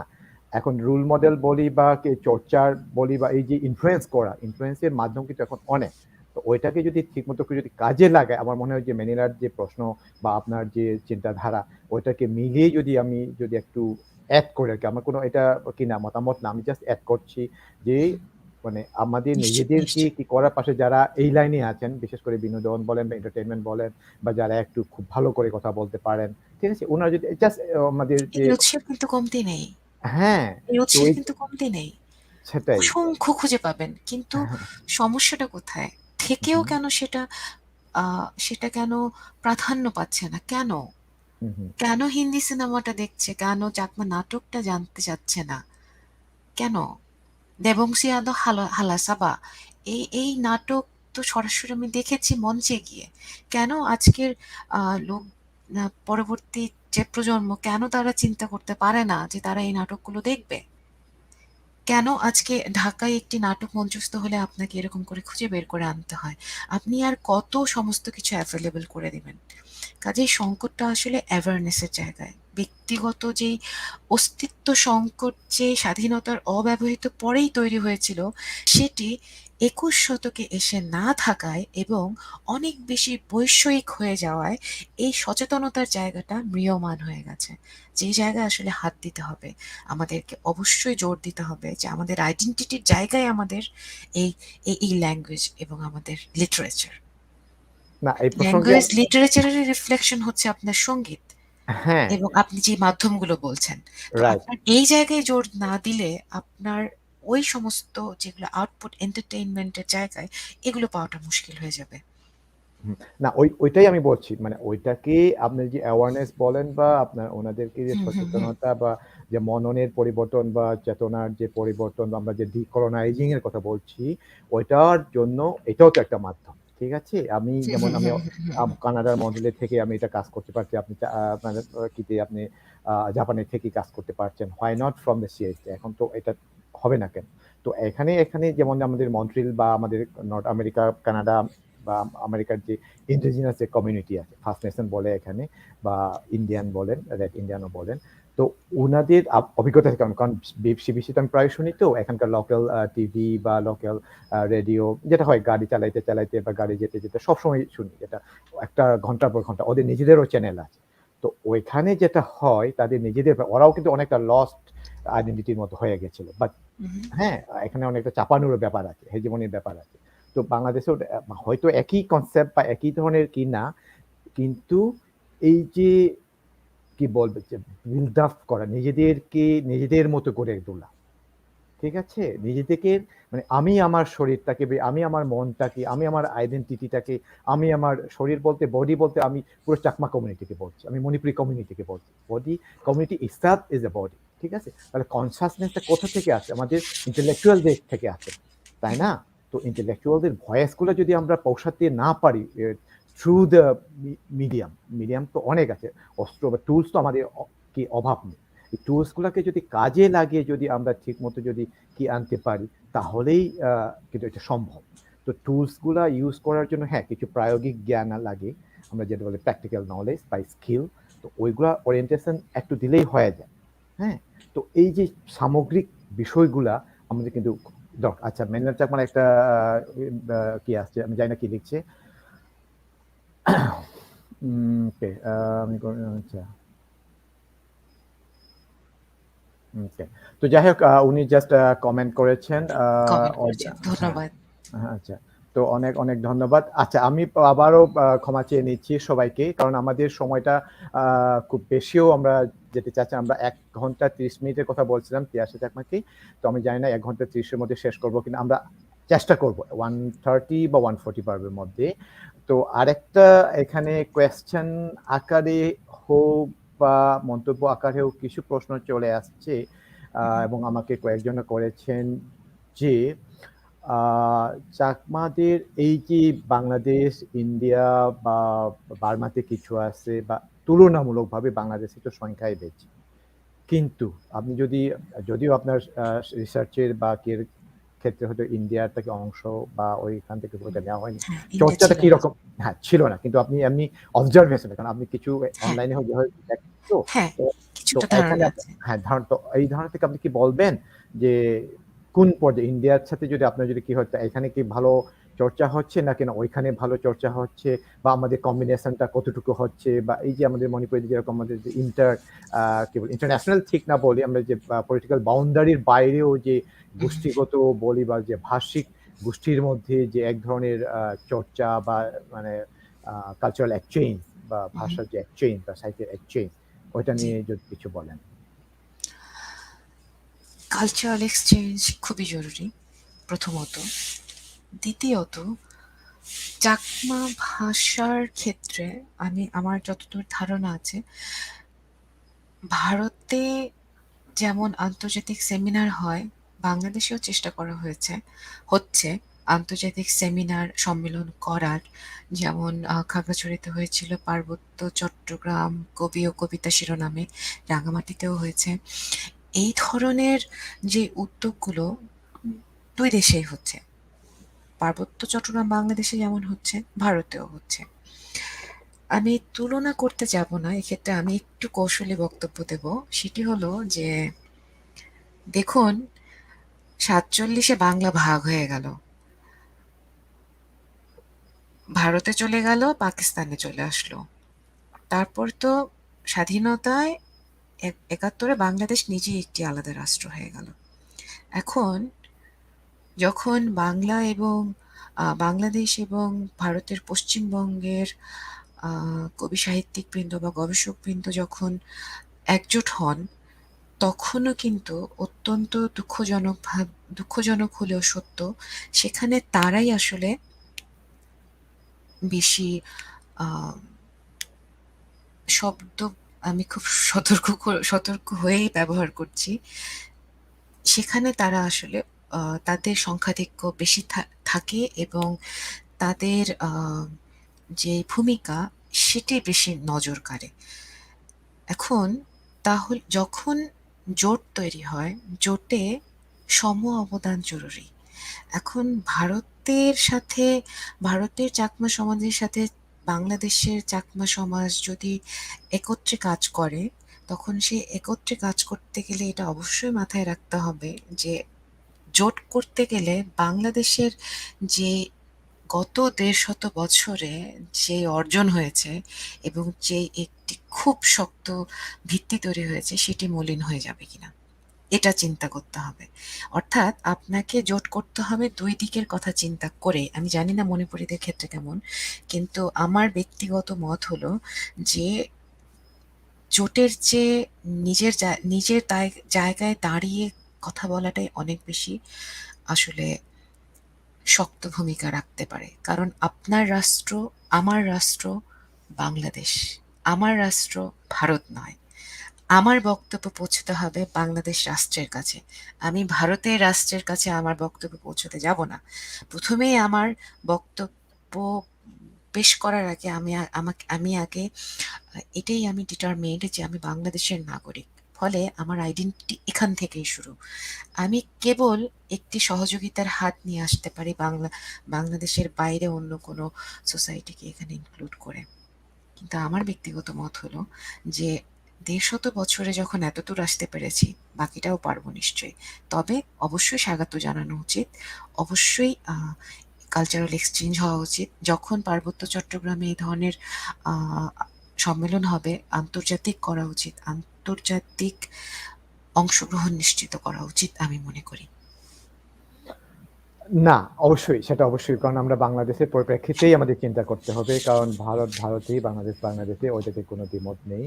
কিন্তু ভাষা তো অনেক সময় বাউন্ডারিকেও ছাড়িয়ে যায়। আমরা যেমন বাংলার কথা যখন বলি, তখন হ্যাঁ, বাংলা সাহিত্যে বা বাংলা চর্চায় আমাদের বাংলাদেশের একটু হয়তো তফাৎ আছে, কিন্তু আমরা যখন অভিধান প্রণয়ন করি অথবা যখন কারিগরি ডিগ্রি বা টেকনিক্যাল ব্যাপারগুলো বলছি, বাংলাদেশ থেকেও ইন্ডিয়া থেকে স্টাডি করে, ইন্ডিয়া থেকেও বাংলাদেশ নিয়ে স্টাডি হয়, সেটা সম্ভব বা সেটা করার দরকার। কিন্তু আমি চাকমার ক্ষেত্রেও ওইটাই আমি বলবো, বা আমি যেটা যোগ করতে চাই সেটা হলো বাংলাদেশের ক্ষেত্রে বাংলাদেশকেই আমরা প্রাধান্য দিতে হবে। আমাদের মানে এখানকার পারিপার্শ্বিক, এখানকার সিচুয়েশন বা এখানকার মানে কি অনুযায়ী, মানে কি বলবো, আর্থ সামাজিক পরিপ্রেক্ষিতে, আমি রাজনৈতিকটা বাদই দিলাম। তো যাই হোক, ওইটা নিয়ে আমরা আরেকদিন হয়তো কি, কারণ ওইটা একটা বিষয় হবে, কারণ ওই যে কি বলি, ভাষা উন্নয়নের ক্ষেত্রে এই যে আমরা যেটা বলি যে বাউন্ডারি ছাড়া, মানে ইন্টার কান্ট্রি বা ইন্টারন্যাশনাল যেটা যাই বলি না, বা গ্লোবালি কতটুকু, ওটা নিয়ে আমরা কাজ করছি কিছু ক্ষেত্রে, মণিপুরি নিয়ে আমি প্রথমত কাজ করছি। তো এখানে আমি একটা জানতে চাচ্ছি, যদিও চাকমা বর্ণমালা আপনি খুব কিছুটা নিয়ে আসছেন, যদিও ওইটা নিয়ে আপনি রাখতে হয়তো চাচ্ছিলেন না, বা যাই হোক ওটা যেহেতু একটু কেটে রাখতে। তারপরে আমি একটু প্রশ্ন করি, সেটা হলো বর্ণমালার ক্ষেত্রে যেটা হয়, আমাদের ক্ষেত্রেও সেটাই হয়েছে যে অনেক ধরনের মতবাদ থাকে বা দ্বিমত থাকে, তাই না? 17 হবে না 38 হবে না 34 হবে, না এই শেপটা হবে না এই শেপটা হবে, আমাদের কি আছে, ঠিক আছে? তো চাকমা বর্ণমালার ক্ষেত্রে এখনকার পর্যন্ত লেটেস্ট আমি যেটা বলি যে এখনকার পর্যন্ত যে সর্বজন গ্রাহ্য কি আসলেই কি হয়ে গেছে, মানে আমি জাস্ট কিছুটা আপনি আলোচনা করেছেন, আমরা শুনেছি, জাস্ট ফর দ্য অডিয়েন্স, আমরা ওইটা নিয়ে আমরা পরবর্তী আরো আলাপ করবো, কিন্তু আপনার মধ্যে ওইটা নিয়ে কিছু করেছেন এবং এক্ষেত্রে স্ট্যান্ডার্ডাইজ কথা বলছি, অবশ্যই ওইটা অবশ্যই আসবে, কিন্তু আমাদের মধ্যে তো যে বিভিন্ন যে মতগুলা, হ্যাঁ, ওইটাকে নিয়ে আসার জন্য আমরা যেটা আমাদের মধ্যে হয়, তো ওইটার মধ্যে তো আমাদের একটা গভর্নমেন্ট ছিল, বিধায় গভর্নমেন্টের একটা হস্তক্ষেপ করতে হয়েছে। তো আমাদের বাংলাদেশের গভর্নমেন্ট আবার এখানে কোনোভাবে হস্তক্ষেপ করে না, যেটা আমি সান্তালের ক্ষেত্রে দেখেছি, কারণ ওর মধ্যে তোমরা আগে ঠিক করো নিজেরা, দেন ইউ কাম আউট, হ্যাঁ। কিন্তু মণিপুরের ক্ষেত্রে যেটা হচ্ছে, মণিপুরি গভর্নমেন্টের একটা বডি তৈরি করে, নিজেরাই একটা বডি তৈরি করে, আমরা যেটা বলি যে এক্সপার্ট কমিটি যেটা হয় আমাদের দেশে, ওরকম কমিটি থেকে ওই কমিটি যেটা সাজেশন করেছে ওইটাই মানে আপনার গ্রহণ করেছে সরকারিভাবে, এবং ওইটাই চাপিয়ে ঠিক না ওইটাই প্রচলিত করা হয়েছে। তো চাকমা বর্ণমালার ক্ষেত্রে সর্বজন গ্রাহ্য বা সবার সমান বা সবাই যেটাকে মেনে নিবে, ওইটা কি কতটুকু আসছে ওই পর্যায়ে, ওইটা কি এসে গেছে নাকি না আসতে পারে, বা কোন পর্যায়ে আছে চাকমা বর্ণমালার কি নিয়ে গ্রহণযোগ্যতা? বর্ণমালা নিয়ে এখন তেমন কোনো সংকট আছে বলে আমার মনে হয় না। বর্ণমালা এখন আগের তুলনায়, যেটি বলছিলাম যে স্বাধীনতা পরবর্তী সময়ে সুগত চাকমার হাত ধরে যেভাবে চাকমা বর্ণগুলো সামনে চলে এসেছিল, সুরিত চাকমা এতে অবদান রেখেছেন।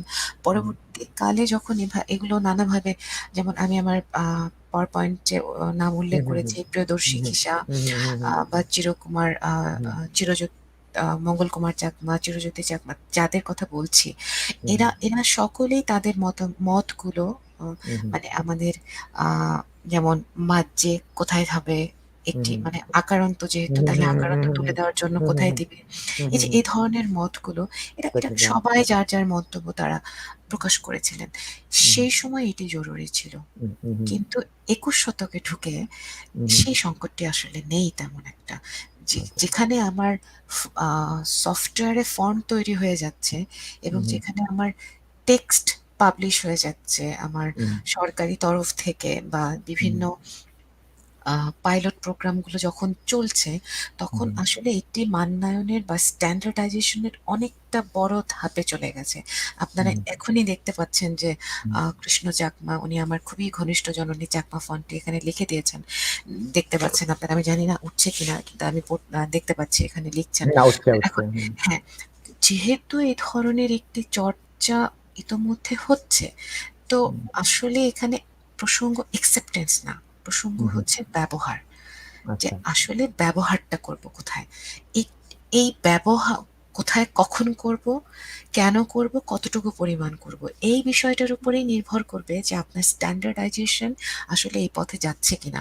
কেননা আমি মনে করি, এটি আমার ব্যক্তিগত মত, যে যখন চাকমা ফন্ট একেবারেই আলাদা, ভিন্ন রকম, বাংলার সাথে কোনো মিল নেই, তখন আসলে আপনাকে একটি জেনারেশনকে বা বিভিন্ন বয়সী মানুষকে এই ফন্টকে অ্যাডাপ্ট করাতে আপনার কিন্তু বেগ পেতে হবে।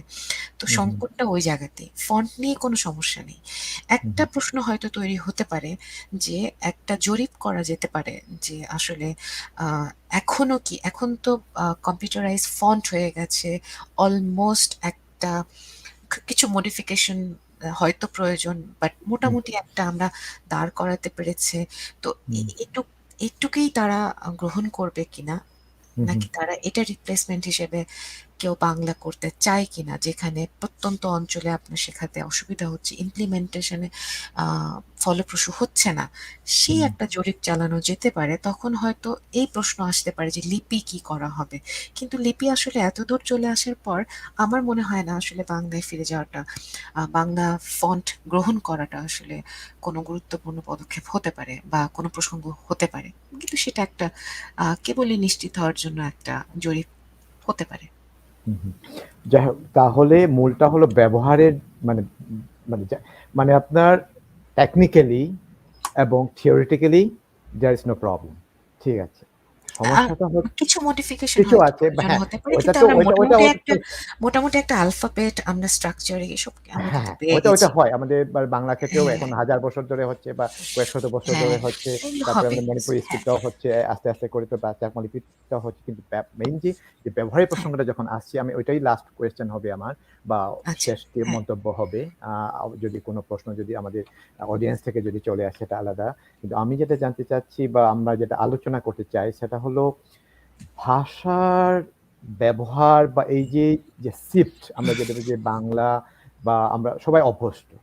আপনি হুম, কিছুটা গুরুত্ব দিলেন যে আমাদের নিজেদের সচেতনতা বা আমাদের হুম, মূল্যবোধ অথবা ওই যে আইডেন্টিটি বা ওইটাকে ধারণ করা। কিন্তু অনেক সময় ওইটা এনাফ হয় না। কিছু, কিছু ক্ষেত্রে আমরা ফোর্সও করি। তাই না? আমরা যেমন ধরো অফিসে ড্রেস কোড ফোর্স করি। কিছুটা। বা আমরা হ্যাঁ, হয়তো বাংলাদেশে আ আমি ঠিক মৌলবাদী বলব না, কিন্তু ইসলামিক কি না হলেও অন্ততপক্ষে কিছুটা হলেও আ এক ধরনের চাপ আসে আমাদের মধ্যে। আমি বলছি না আমাদের মণিপুরি হুম, চাকমা ক্ষেত্রে না, কিন্তু মেইনস্ট্রিমের আমাদের যে মানে ভাই ভগিনীরা তাদের ক্ষেত্রে অনেক ধরনের কিছুটা আরোপিত। আমাকে এই পোশাকে বা আমি এইভাবে কথা বলতে হবে এই অফিসে বা এইরকম। তো সেক্ষেত্রে চাকমাদের বা আমাদের আ যে লিঙ্গুইস্টিক মাইনরিটি বা জাতিগত সংখ্যালঘু বা যে চাকমা জাতি, মণিপুরি জাতি, আমাদের মধ্যেও একটা গ্রুপ কি চলে আসতেছে বা আসবে। আমি দেখতেছি এই ধরনের কয়েকটা আমাদের মণিপুরীদের মধ্যে দেখছি এক ধরনের উগ্রতা যেটা বলি, আমি ওই অর্থে বলছি না।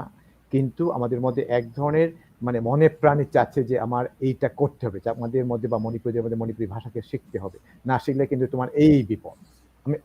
আমি জাস্ট এক্সাম্পল। আচ্ছা, I am not hmm, giving the rule বা আমি রুল মডেল না। আমি জাস্ট বলতে চাচ্ছি বুঝতে এক পেরেছি। ধরনের আ কঠিন কি বলবো এক ধরনের চাপ প্রয়োগ আসতেছে কিন্তু। আমি জানি না আপনি এটা আচ্ছা, খেয়াল করছেন কিনা। এক ধরনের কিন্তু এটা চলে আসছে। হ্যাঁ? হুম, আমার মণিপুরের মধ্যে হয়তো ২০ বছর আগে হয়ে এসে গেছে, কিন্তু আপনাদের মধ্যে এখন কিছুটা আসছে। এই ধরনের যে কিটা ওইটা কি এ স আ ভাষা চর্চা বা আমাদের নিজেদের লিপি চর্চা বলবো, ওইটা চর্চার ক্ষেত্রে ওইটা কি কিছুটা পজিটিভলি আ কি করে মানে অনুষঙ্গ হিসাবে দেখবেন কিনা? এই ধরনের কিটাকে মানে এক ধরনের জোর জবরদস্তি করা যেটা আমরা বলি। মানে একদম খাস বাংলায় আমি বলছি। কারণ আমি আর একাডেমিক শব্দটা ইউজ করতে চাচ্ছি না। বা আমরা আচ্ছা, খুব আ কি বলবো? কারণ আমরা যেহেতু colloquiality তে চলে ওকে, আসতেছি আরকি। হুম, একাডেমিক থেকে একটু বাইরে এসে। কারণ ওইটা না হলে হচ্ছে না। যেমন ধরেন আমাদের পলিটিক্যালি যেটা হয়ে গেছিল আগে ২০ বছর আগে। এখন ভাষার ক্ষেত্রেও অনেকটা ঐরকম কিছু চলে আসতেছে আমাদের মধ্যে। আমরা Facebook এ দেখি, "তুমি বাংলায় লেখো কেন?" আমি আমার কথা বলছি। আমার বলে গিয়ে আপনি দেখতে পারবেন যে অনেকেই বলছে, "তুমি বাংলায় লেখো কেন?" কথার কথা বলতেছি। মণিপুরি তো লিখতে হবে। হ্যাঁ? তো এইরকম বা বাঙালিরা বলে, "তুমি বাংলাদেশে থাকলে তুমি মণিপুরি লিখতে হবে। বাংলায় লিখতে হবে।" আমি জাস্ট কনফ্লিক্ট এর কথা বলছি না। আমি বলছি যে আমাদের মধ্যে এই ধরনের একটা চেঞ্জ কিছু কয়েকজনের মধ্যে বা কয়েকটা গ্রুপের মধ্যে কিছুটা চলে হুম। আসতেছে। সো ডু ইউ থিংক মানে ওইটা কি একটা ভালো অনুষঙ্গ বা একটা ভালো হিসেবে দেখবো নাকি না ওইটাকে আমরা পাশ কাটিয়ে যাওয়ার চেষ্টা করব কিনা? একটু সময় নেব প্রশ্নের হ্যাঁ, অবশ্যই। হুম, এই সূত্র ধরে কথা বলতে হুম, হুম, গিয়ে। সেটি হলো যে ১ম যখন আ অভ্র যখন আসলো ২১ শতকে আ মোবাইল ফোনগুলোতে, কম্পিউটারে, তার আগে তো শুধু যে ছিল, বাংলার কথা ধরেই হুম, আসলে হুম, হুম, আপনার হুম, উত্তরে আসবো। হুম, হুম, তখন যেটি হলো, সেটি হলো যে ১ম এ অভ্রকে গ্রহণ করা হয়নি। প্রাতিষ্ঠানিকভাবে স্বীকৃতি দেওয়া হয়নি। কিরকম? সেটি হলো যে ফন্টের আকার দেখতে ভালো হয় না, বা আ একটু জটিলতা হয়, এ ধরনের ব্যাপার ছিল। তো সেক্ষেত্রে পরবর্তীকালে এখনো কিন্তু অফিসিয়ালি সুতনি এমজেতেই দিতে হয় সবকিছু। পরবর্তীকালে অভ্র কিভাবে একটি ভালো জায়গা তৈরি করে নিল দেখুন, সেটি জনগণ ব্যবহার করা শুরু করে দিল। আমি যখন ইংরেজিতে AMAR আমার লিখছি, তার চেয়ে বেশি বরং আমার দেখতে ভালো লাগছে। বাংলা আমার দেখতে ভালো লাগছে। যে কোনো বাংলাভাষীর জন্য, যে কোনো বাংলাভাষী মাতৃভাষী হোক বা দ্বিভাষী হোক, তার জন্য উটুক দেখতেই ভালো লাগে। এখন তাতে যেটা হলো সেটা হলো যে তারা ব্যক্তিগতভাবে সেভাবে লেখা শুরু করলেন, করে এখন আমি আপনাকে যদি মনে করুন আমি আপনাকে ইংরেজি ফন্টে বাংলা কথা লিখে দিচ্ছি, কিন্তু আপনি বাংলা ফন্টে লিখছেন, তখন আমি ২ লাইন লেখার পরেই আমার কাছে বেখাপ্পা মনে হবে, দেখতে ভালো লাগবে না, আমি তখন বাংলা ফন্টে চলে যাচ্ছি। তো দেখুন ব্যাপারটা একটা কোনো চাপ প্রয়োগ ছাড়া একটা একটা স্বতঃস্ফূর্ত চর্চা হয়ে গেল বিষয়টা। এটা শুধু আপনার আমার ক্ষেত্রে না, এভাবেই কিন্তু অভ্রটা চলে আসছে। এবং যখন বাংলার নাম দিচ্ছে ফেসবুকে, ওয়েবসাইট হচ্ছে, এখন ফন্ট চেঞ্জ হয়ে গেছে, এখন কালপুরুষ অনেক ফন্ট ভালো। এখন এই যে অ্যাকসেপ্টেন্সটা তৈরি হলো, এটা কিন্তু একদিনই তৈরি হয়নি। আমি ২০০৫-এ স্নাতকে ভর্তি হই। তখন থেকে আমি এগুলো ধীরে ধীরে ধীরে ধীরে আমি দেখে দেখে এখন দেখছি যে এটি সর্বত্র এরকম হচ্ছে। তো তাহলে আপনার যেটা প্রশ্ন, যে আপনি আহ, বাংলা ফন্টে মণিপুরি ভাষায় বা চাকমা ভাষায় আমরা লিখছি বা লিখছি না কেন? এখন প্রথমে দেখুন, আজকের যুগ হচ্ছে মাল্টিলিঙ্গুয়াল যুগ। আপনি আপনাকে এটা একদম বেসিক, এটা আপনাকে করতেই হবে। আপনাকে মাতৃভাষা জানতে হবে, সে মাতৃভাষা মারমা হোক আর চাকমা হোক, আপনাকে মাতৃভাষা জানতেই হবে। আপনি মাতৃভাষা যদি ভালো করে না বোঝেন, আপনি কোনো সেকেন্ড ল্যাঙ্গুয়েজ ভালো করে পারবেন না, this scientifically truth. Hmm, hmm. So আপনাকে মাতৃভাষা পারতেই হবে, পরে আপনি দ্বিতীয় ভাষায় গিয়ে অনেক ভালো পারদর্শী হতে পারেন, কিন্তু আপনার মাতৃভাষার একটি গাঁথুনি লাগবে। যে কারণেই কিন্তু ব্রিজিং মেথড দিয়ে এখন মাতৃভাষা চালু করা হচ্ছে। সেকেন্ডলি, আমরা যখন বাংলা রাষ্ট্রভাষা, এটাও আপনাকে শিখতেই হবে। রাষ্ট্রভাষা আপনি চলতে পারবেন না, বাংলা আপনাকে শিখতেই হবে। এখন আপনি বাংলা পড়ে যেখানে বাংলাদেশের সর্বত্র সর্বস্তরে ইংরেজি চলছে, সেখানে আপনি ইংরেজি না শিখেও পারবেন না। আপনাকে ১২ বছর ধরে ইংরেজি শেখানো হচ্ছে, ইংরেজি আপনাকে শিখতেই হবে। সো বর্তমান যুগে, এই ২১ শতকে একজন শিশুর জন্য মাল্টিলিঙ্গুয়াল হওয়াটা একটি মৌলিক দাবি, এটি আমার বিশ্বাস। দেখুন হুম, আপনার আহ ভারতে দেখুন, ভারতে তাদের কি হচ্ছে, প্রত্যেকটা এক একটা অঞ্চলে দেখুন তামিল, তারপর হচ্ছে যে মানে এদের চেন্নাই, এই যে এই সমস্ত জায়গাগুলো, তাদের কত ভাষা আছে। যে right. বাংলা, তাদের নিজের ভাষাটা তারা প্রথমে নিজেরা শিখে নেয়, শিখে তারা হিন্দি ভাষা শেখে, এবং সাথে সাথে তারা ইংরেজিটা শেখে। ৩টা ভাষা তাদের চলছে না। আজকে সমগ্র বিশ্বে রাজত্ব করছে ইন্ডিয়ানরা, সমস্ত গুরুত্বপূর্ণ গবেষণায় তারা আছেন। এখন যখন আপনি এই ধরনের ৩টা ভাষায় আপনি পারদর্শী হবেন, তখন আপনি তখন আপনি বাংলা ফন্টে চাকমা লেখেন আর আপনি বাংলায় লেখেন, ইট ডাজন্ট ম্যাটার। এটা আসলে ম্যাটার করে না। ম্যাটারটা করবে আগে আপনাকে এই ৩টা ভাষা শিখতেই হবে, এটা আপনাকে বুঝতে হবে। এটি না পারলে আপনি অর্ধেক পথে চলে যাবেন, আপনি এই গ্লোবাল ওয়ার্ল্ডে টিকে থাকতে পারবেন না। ফলে আপনি দেখুন, যারা অগ্রসর হয়েছেন তারা ২ ভাষায় ভালো করে দখল নিয়েছেন বলেই পেরেছেন। তো পরবর্তীকালে দেখুন, আপনি যদি এই চর্চাটা আপনি যেটা বলছেন যে চাপ বোধ করছেন, যে আহ, মণিপুরি ভাষায় লিখছেন না কেন, এটাকে আমি কিভাবে নিচ্ছি, এটা ইট ডাজন্ট ম্যাটার। আমি মনে করি যে এটি আসলে মানে যখন ভাবা হচ্ছে, তাকে আসলে বুঝতে হবে যে আমি আসলে এই ৩ ভাষাই ভালো করে পারি কিনা, আমার দখল আছে কিনা।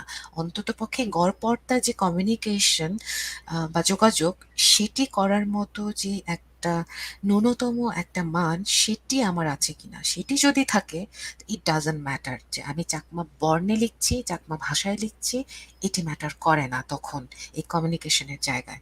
তো ফলে এই যেটা যেটা চাপ, সেই চাপটা আসলে তখন তৈরি হবে যদি দখল না থাকে। যেহেতু আমার দখল আছে, তাহলে আমি চিন্তা করব যে আমি সেটা চাকমাই লিখি আর বাংলায় লিখি, কথা তো একই, মনে করি, আমি জানি। হ্যাঁ, হ্যাঁ, তো হ্যাঁ, হ্যাঁ। সেক্ষেত্রে সব ক্ষেত্রে ব্যাপারটা এরকমই হবে, যেহেতু আসলে সেই ৩ ভাষার দখলটা বা ২ ভাষার দখলটা মুশকিল। কিছু একটা আমরা পাশ কাটিয়ে যাচ্ছি, যে না আমরা বাংলায় জোর দিব না, আমরা চাকমায় জোর দিব, এটা করা যাবে না। এটা প্রথমেই পরিহার করতে হবে। আপনাকে শিখতেই হবে, দুটোই শিখতে হবে। আপনি শেখার পরে সেটা প্রতিদিন চর্চা করেন কি করেন না সেটা পরে, কিন্তু আপনাকে শিখতেই হবে। সো ফাইনালি আপনি যখন আপনার যেটাকে বলছি লিঙ্গুইস্টিক অ্যাকুইজিশন বা ভাষা আয়ত্তীকরণ সেটি হয়ে যাবার পর আপনি কি চর্চা করছেন ডাজন্ট ম্যাটার। আজকে আপনি আমি কথা বলছি বাংলায়, কেন? রাষ্ট্রভাষা বাংলা বলে। আমার আমার বাংলা ভালো করে বলতে না পারলে, ভাঙা ভাঙা বাংলায় বললে আমার কথা তো পৌঁছানো যাবে না। ব্যাপারটা এখানেই আমি মনে করি। সেখানে চাপটা রাইট। তৈরি হয় ভাষিক দক্ষতা না থাকার কারণে। ভাষিক দক্ষতাটাই জরুরি। দেখুন, যিনি ইংরেজি ফন্ট ব্যবহার করে বাংলায় লিখছেন, আমার তোমাকে ভালো লাগে ইংরেজি ফন্টে, সেই যখন আবার বাংলা ফন্টে লিখে দিচ্ছে অব্রতে, যে পড়ছে তার মন ভালো হয়ে যাচ্ছে, যে লিখছে তার মন ভালো হয়ে যাচ্ছে। ব্যাপারটা এরকম। এখানে চাপের কিছু আমি মনে করি না। এখন সেই যুগটা নেই। বারবার বলছি যে যে যে রাজনৈতিক অস্থিরতার যুগ ছিল, রাজনৈতিক অস্তিত্ব সংকটের যে যুগটা ছিল, সেটি কিন্তু 20 শতকেই শেষ হয়ে গেছে। আচ্ছা, এখন আমরা সেই রাজনৈতিক সংকটটি নেই। এখন যে সংকট সেটি সম্পূর্ণ ভিন্ন রকম একটি সংকট। এখানে ওই সংকট, হ্যাঁ ওইটা ঠিকই আছে। না যাই হোক, আমি একটা ওই শ্রমিকা চাকমার মন্তব্যটা পড়ছিলাম, আপনার ওই প্রসঙ্গের রেস ধরে হয়তো বলছেন যে একটু প্রবলেমের কথাই হয়তো আসছে এখানে। কি বলছে, বিশেষ করে অরুণাচল মিজোরামে চাকমা ভাষা ব্যবহারে এখন অবিমিশ্র চাকমা ভাষা শব্দ ব্যবহার করছে, মূলত বাংলা ইংরেজি ভাষার সংস্পর্শে বাংলাদেশ এবং ত্রিপুরাতে চাকমা ভাষার মিশ্রণ হচ্ছে ব্যাপকভাবে, হলে চাং হয়ে যাচ্ছে। এই ক্ষেত্রে থেকে যদি মনে হয় মিজোরাম অন্যান্য ভাষা সবচেয়ে পুরাতন রীতি চলে আছে, তবে কেন আমরা সেই দিক থেকে অনিশ্চিত বিষয়গুলো নিয়ে চিন্তা করাটা জরুরি কিনা। আচ্ছা, আপনার মন্তব্য যদি থাকে, আপনি অবশ্য পড়েছেন। আচ্ছা, হ্যাঁ পড়েছি আমি। সময় মনে হয় অনেক বেশি হয়ে গেছে, আমি একটু হ্যাঁ, আমি শেষ সংক্ষেপে করবো বলি। ওইটাই, একদম হ্যাঁ সংক্ষেপে। হ্যাঁ হ্যাঁ, হ্যাঁ হ্যাঁ, একদম সংক্ষেপে শেষ করি। সেটি হলো যে আসলে ভাষা যদি ভাষার ভেতর যদি কন্টিনিউয়াস ফ্লো না থাকে, ভাষার ভেতরে যদি শব্দ প্রবেশ না ঘটে এবং এটি গ্রহণ না করে, তাহলে ভাষা মৃত হয়ে যায়। সংস্কৃত ভাষা তার উদাহরণ। তো এখন এই চাকমা বাংলা ইংরেজির মিক্স হয়ে যাচ্ছে, এটি আমরা কতদূর গ্রহণ করব কি করব না, সেটাকেই বলছি স্ট্যান্ডার্ডাইজেশন। এখন দেখুন, যেই ভাষা যত বেশি সমৃদ্ধ, সেই জাতি তত বেশি সমৃদ্ধ। আপনার জাতিকে সমৃদ্ধ করতে হলে ইংরেজি যে রেস্টুরেন্ট আছে, রেস্টুরেন্ট তো তাদের ভাষা, তাদের শব্দ নয়। তো ফলে ফিয়ান্সে এটাও তাদের নয়, কিন্তু ইউজ হচ্ছে, ব্যবহৃত হচ্ছে। ঠিক এ ধরনের কিছু শব্দ আপনার চলে আসবে, এগুলো আপনি অ্যাভয়েড করতে পারবেন না বা পরিহার করতে পারবেন না। কিন্তু সংকটটা হয়ে যাবে তখনই যখন এটি ভাষাটাকে একেবারেই ধ্বংস করার মতো অবস্থায় নিয়ে যাবে। যে আমি একেবারেই আমার অ্যাকসেন্টটা চেঞ্জ করে ফেলছি। আমি চাকমায় বলছি না, এখন আমি বাংলায় বলছি। দেখুন, আমি যদি বলি যে আমি তোমাকে কি চিনতে পারছি, এখন এটা যদি বলি তাহলে তো হলো না, এটা তো ব্রিটিশের বাংলা হয়ে গেল। বা আমি যদি এখন আহ, এই এক্সেন্টটাই, চাকমার এক্সেন্টটাই যদি না থাকে, যেটা টান, সেটি যদি প্রশ্নবিদ্ধ করে ইংলিশ টানে বলে ফেলি, তাহলে কিন্তু সেটি সমস্যা, সেটি পরিহার করতে হবে। এই এক্সেন্ট পরিহার করতে হবে। শব্দের মধ্যেও শব্দ, 5টা শব্দের মধ্যে কমপক্ষে তো আপনার 3টে চাকমা হওয়া জরুরি, বাঞ্ছনীয়।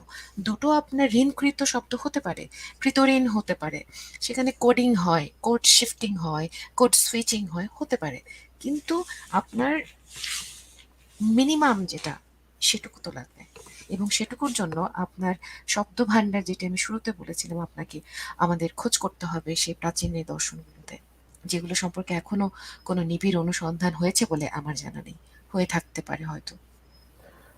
অনেক অনেক ধন্যবাদ তিয়াশা চাকমা। আসলে আমাদের এই প্রসঙ্গটা খুবই জরুরি। আমাদের যে মান ভাষা, তারপরে প্রমিতকরণ, আমরা যদিও বাংলায় এটা নিয়ে প্রচুর কথাবার্তা হচ্ছে বা বাকবিতণ্ডা হচ্ছে, কিন্তু বাংলার পাশাপাশি আমাদের এই যে ভাষাগুলা বা আমাদের এই যে প্রত্যেকটা জাতির যে ভাষাগুলো, ওটা নিয়েও আমাদের চিন্তা করতে হবে।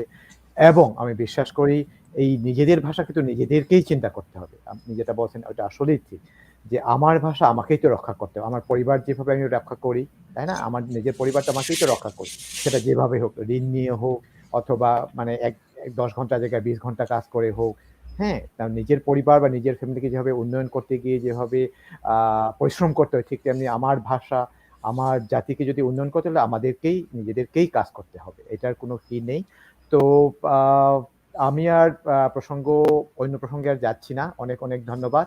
তো তিয়াশা চাকমার কাছে শেষ যেটা মানে এটা নিয়ে কনক্লুশন দিয়ে আমরা শেষ করব, যে যারা দেখছেন আমাদের মধ্যে অনেক আছেন, আমাদের বিশেষ করে হিল ট্র্যাক্স থেকে, তারপরে আমাদের নর্থ বেঙ্গল থেকেও আসছেন কিছু, তারপরে রাজশাহী কি বলে ময়মনসিং, তারপরে নেত্রকোনা, ওই দিক থেকে সিলেট থেকে আমার ইন্ডিয়া থেকে অনেকেই দেখছেন। তো সবাইকে আবারও ধন্যবাদ, যারা দেখছেন, যারা কমেন্ট করছেন, যারা প্রশ্ন দিয়েছেন। সবচেয়ে বড় ব্যাপার হলো আজকে আমরা তিয়াশা চাকমাকে দিয়ে আমরা যেটা বলছি এটা একটা জাস্ট একটা ডিসকাশন, এখানে আমরা শেয়ার হয়তো আমরা ওইভাবে আমরা পাচ্ছি না যেহেতু এটা জুম বা আমাদের অনলাইনে হচ্ছে। তো আগামীতে ওই চর্চা আমাদের যে যে ভাষা চর্চা বা আবার প্রমিতকরণ বা মান ভাষা যেটা বলি, বা যে টেকনিক্যাল বিষয়গুলো, linguistic itself is a science, আমি আপনি বললেই তো হবে না, ল্যাঙ্গুয়েজের মতো করে যাবে, তাই না? তো এখন ব্যাকরণ মানে গ্রামার নিয়েও অনেক কোয়েশ্চেন আছে, হ্যাঁ, ওটা নিয়ে অনেকেই কাজ করছেন। যাই হোক, আশা করি আগামীতে বাংলাদেশের আমাদের এই যে ভাষাগুলা, বাংলা ভাষার পাশাপাশি একদিন আরো কি হবে। আমাদের মধ্যে আনন্দজ্যোতি চাকমা আসছেন, তিয়াশার বলার আগে আমি আনন্দদার কাছে যাব। আনন্দদার যদি কিছু বলার থাকে এবং ধন্যবাদ দিয়ে তারপরে আমরা তিয়াশার কাছে গিয়ে আমরা শেষ করব। হ্যাঁ, আনন্দদা বলেন। হ্যাঁ দাদা, হ্যাঁ নমস্কার। আমি খুবই আজকে আনন্দিত যে আমরা আমাদের অনেক প্রতীক্ষিত প্রিয় মানুষ তিয়াশা চাকমাকে আমাদের এই যে আমাদের মাস ব্যাপী যে আমাদের আদিবাসীদের ভাষার উপরে যে আমাদের যে প্রতিদিনের যে আয়োজন, এই আয়োজনে আমরা তিয়াশাকে পেয়েছি। ওনাকে আমি সম্মান জানাচ্ছি, শুভেচ্ছা জানাচ্ছি। একই সাথে যেটি আজকের যে বিষয়, যে আমাদের চাকমা ভাষা চর্চার যে ১৫০ বছরের যে ইতিহাস, এই ইতিহাসকে খুব স্বল্প সময়ের মধ্যে আমাদের প্রিয় শিক্ষক তিয়াশা যেভাবে এটিকে আমাদের সামনে তুলে ধরেছেন, তার জন্য ওনাকে আমি অনেক অনেক ধন্যবাদ জানাচ্ছি। এবং আজকে আরেকটি আমি একেবারে শেষ পর্যায়ে অংশগ্রহণ করার আমার খুব ইচ্ছে হয়েছে, যে সেটি হচ্ছে যে আমরা আগে যেভাবে যে সেশনগুলো আমরা করেছিলাম, সেই সেশনগুলোর মতো আজকে কিন্তু আমাদের যারা ভাষা সাহিত্য নিয়ে যারা কাজ করেন এবং আমাদের অনেক বন্ধু বান্ধব কিন্তু আজকে এই তিয়াশা ম্যাডামের যে অনুষ্ঠানে অনেকে যুক্ত হয়েছেন, দেখছেন। আজকে আমাদের ভিউয়ার্স সংখ্যা কিন্তু অনেক বেড়ে গেছে। এটি কিন্তু আমাদের একটা খুব আশার একটা আলো দেখাচ্ছে। তো হামামদাকে ধন্যবাদ জানাচ্ছি। তো আমি কিন্তু প্রথম থেকে চেষ্টা করেছি আমাদের আজকের সম্মানিত আলোচক ওনার যে বক্তব্যগুলো এবং ওনার যে গবেষণা থেকে লব্ধ যে সমস্ত বিষয়গুলো আমাদের বিশেষ করে চাকমা ভাষা এবং এই চাকমা ভাষা চর্চার যে পরিধিটা কিভাবে এসছে, এখানে কোন কোন ফ্যাক্টর গুলো কাজ করেছিল, এবং সেটা আমার কাছে ভালো লেগেছে। বিশেষ করে একেবারে ঐতিহাসিক প্রেক্ষাপটের আলোকেই কিন্তু আমাদের এই গবেষণা কাজটি সম্পাদন করা হয়েছে, এবং সেই দিকগুলো কিন্তু খুব স্বল্প সময়ের মধ্যে উনি আমাদের সামনে উপস্থাপন করতে পেরেছেন, সেটা আমাদের জন্য খুব একটা ভালো দিক। তো যাই হোক, আমি একটি অনেকেই প্রশ্নতা করেছেন এবং আমাদের আজকের আলোচক উনিও বিভিন্ন পর্যায়ে ওনার যে উত্তরের মধ্যে কিন্তু উনি দেওয়ার চেষ্টা করেছেন। তারপরও আমি একই প্রশ্ন হয়তো হবে, পুনরাবৃত্তি হতে পারে। সেটি হচ্ছে আমাদের যে ভাষার যে গুরুত্বপূর্ণ দুটো দিক, একটা হচ্ছে লেখ্য, আরেকটা হচ্ছে কথ্য রূপ। এই দুটো রূপের মধ্যে বিশেষ করে চাকমা ভাষা ব্যবহারের ক্ষেত্রে এখন আমরা যেহেতু লেখ্য রূপের দিকে যাচ্ছি, অনেকাংশে আমরা গিয়েছি। এখন আমরা যখন সাহিত্য চর্চায় আমরা মনোনিবেশ করছি, লেখা চেষ্টা করছি, সেই জায়গায় আমাদের যে প্রমিতকরণের প্রশ্নটা কিন্তু খুব গুরুত্বপূর্ণ হয়ে উঠছে।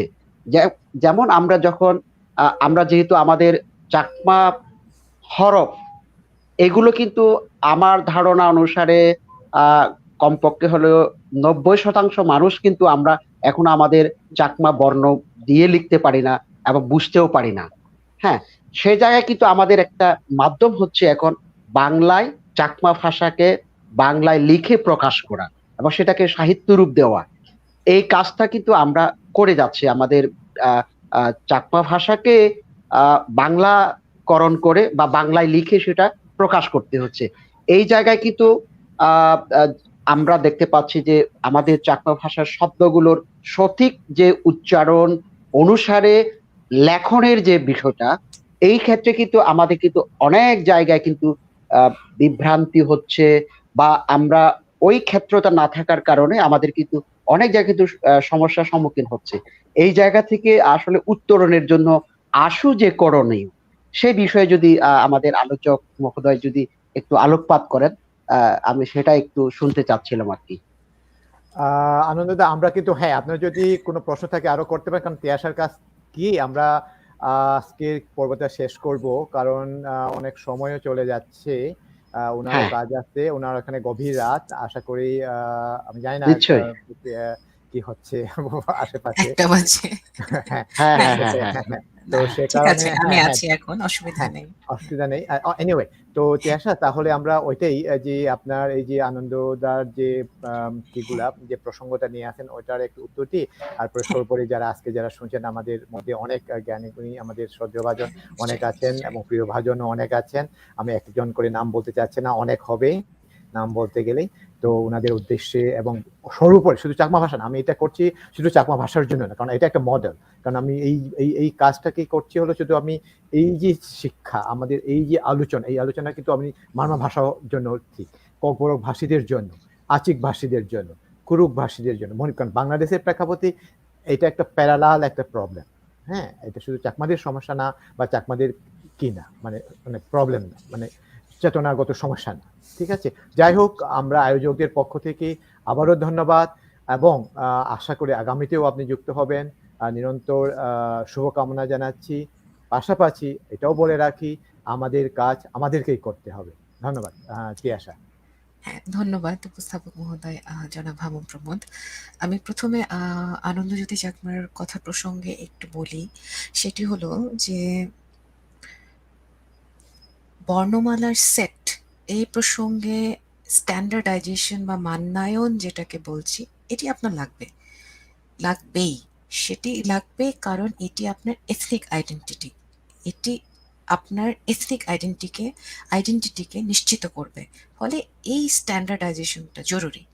এরপর আসবে এর প্রয়োগ।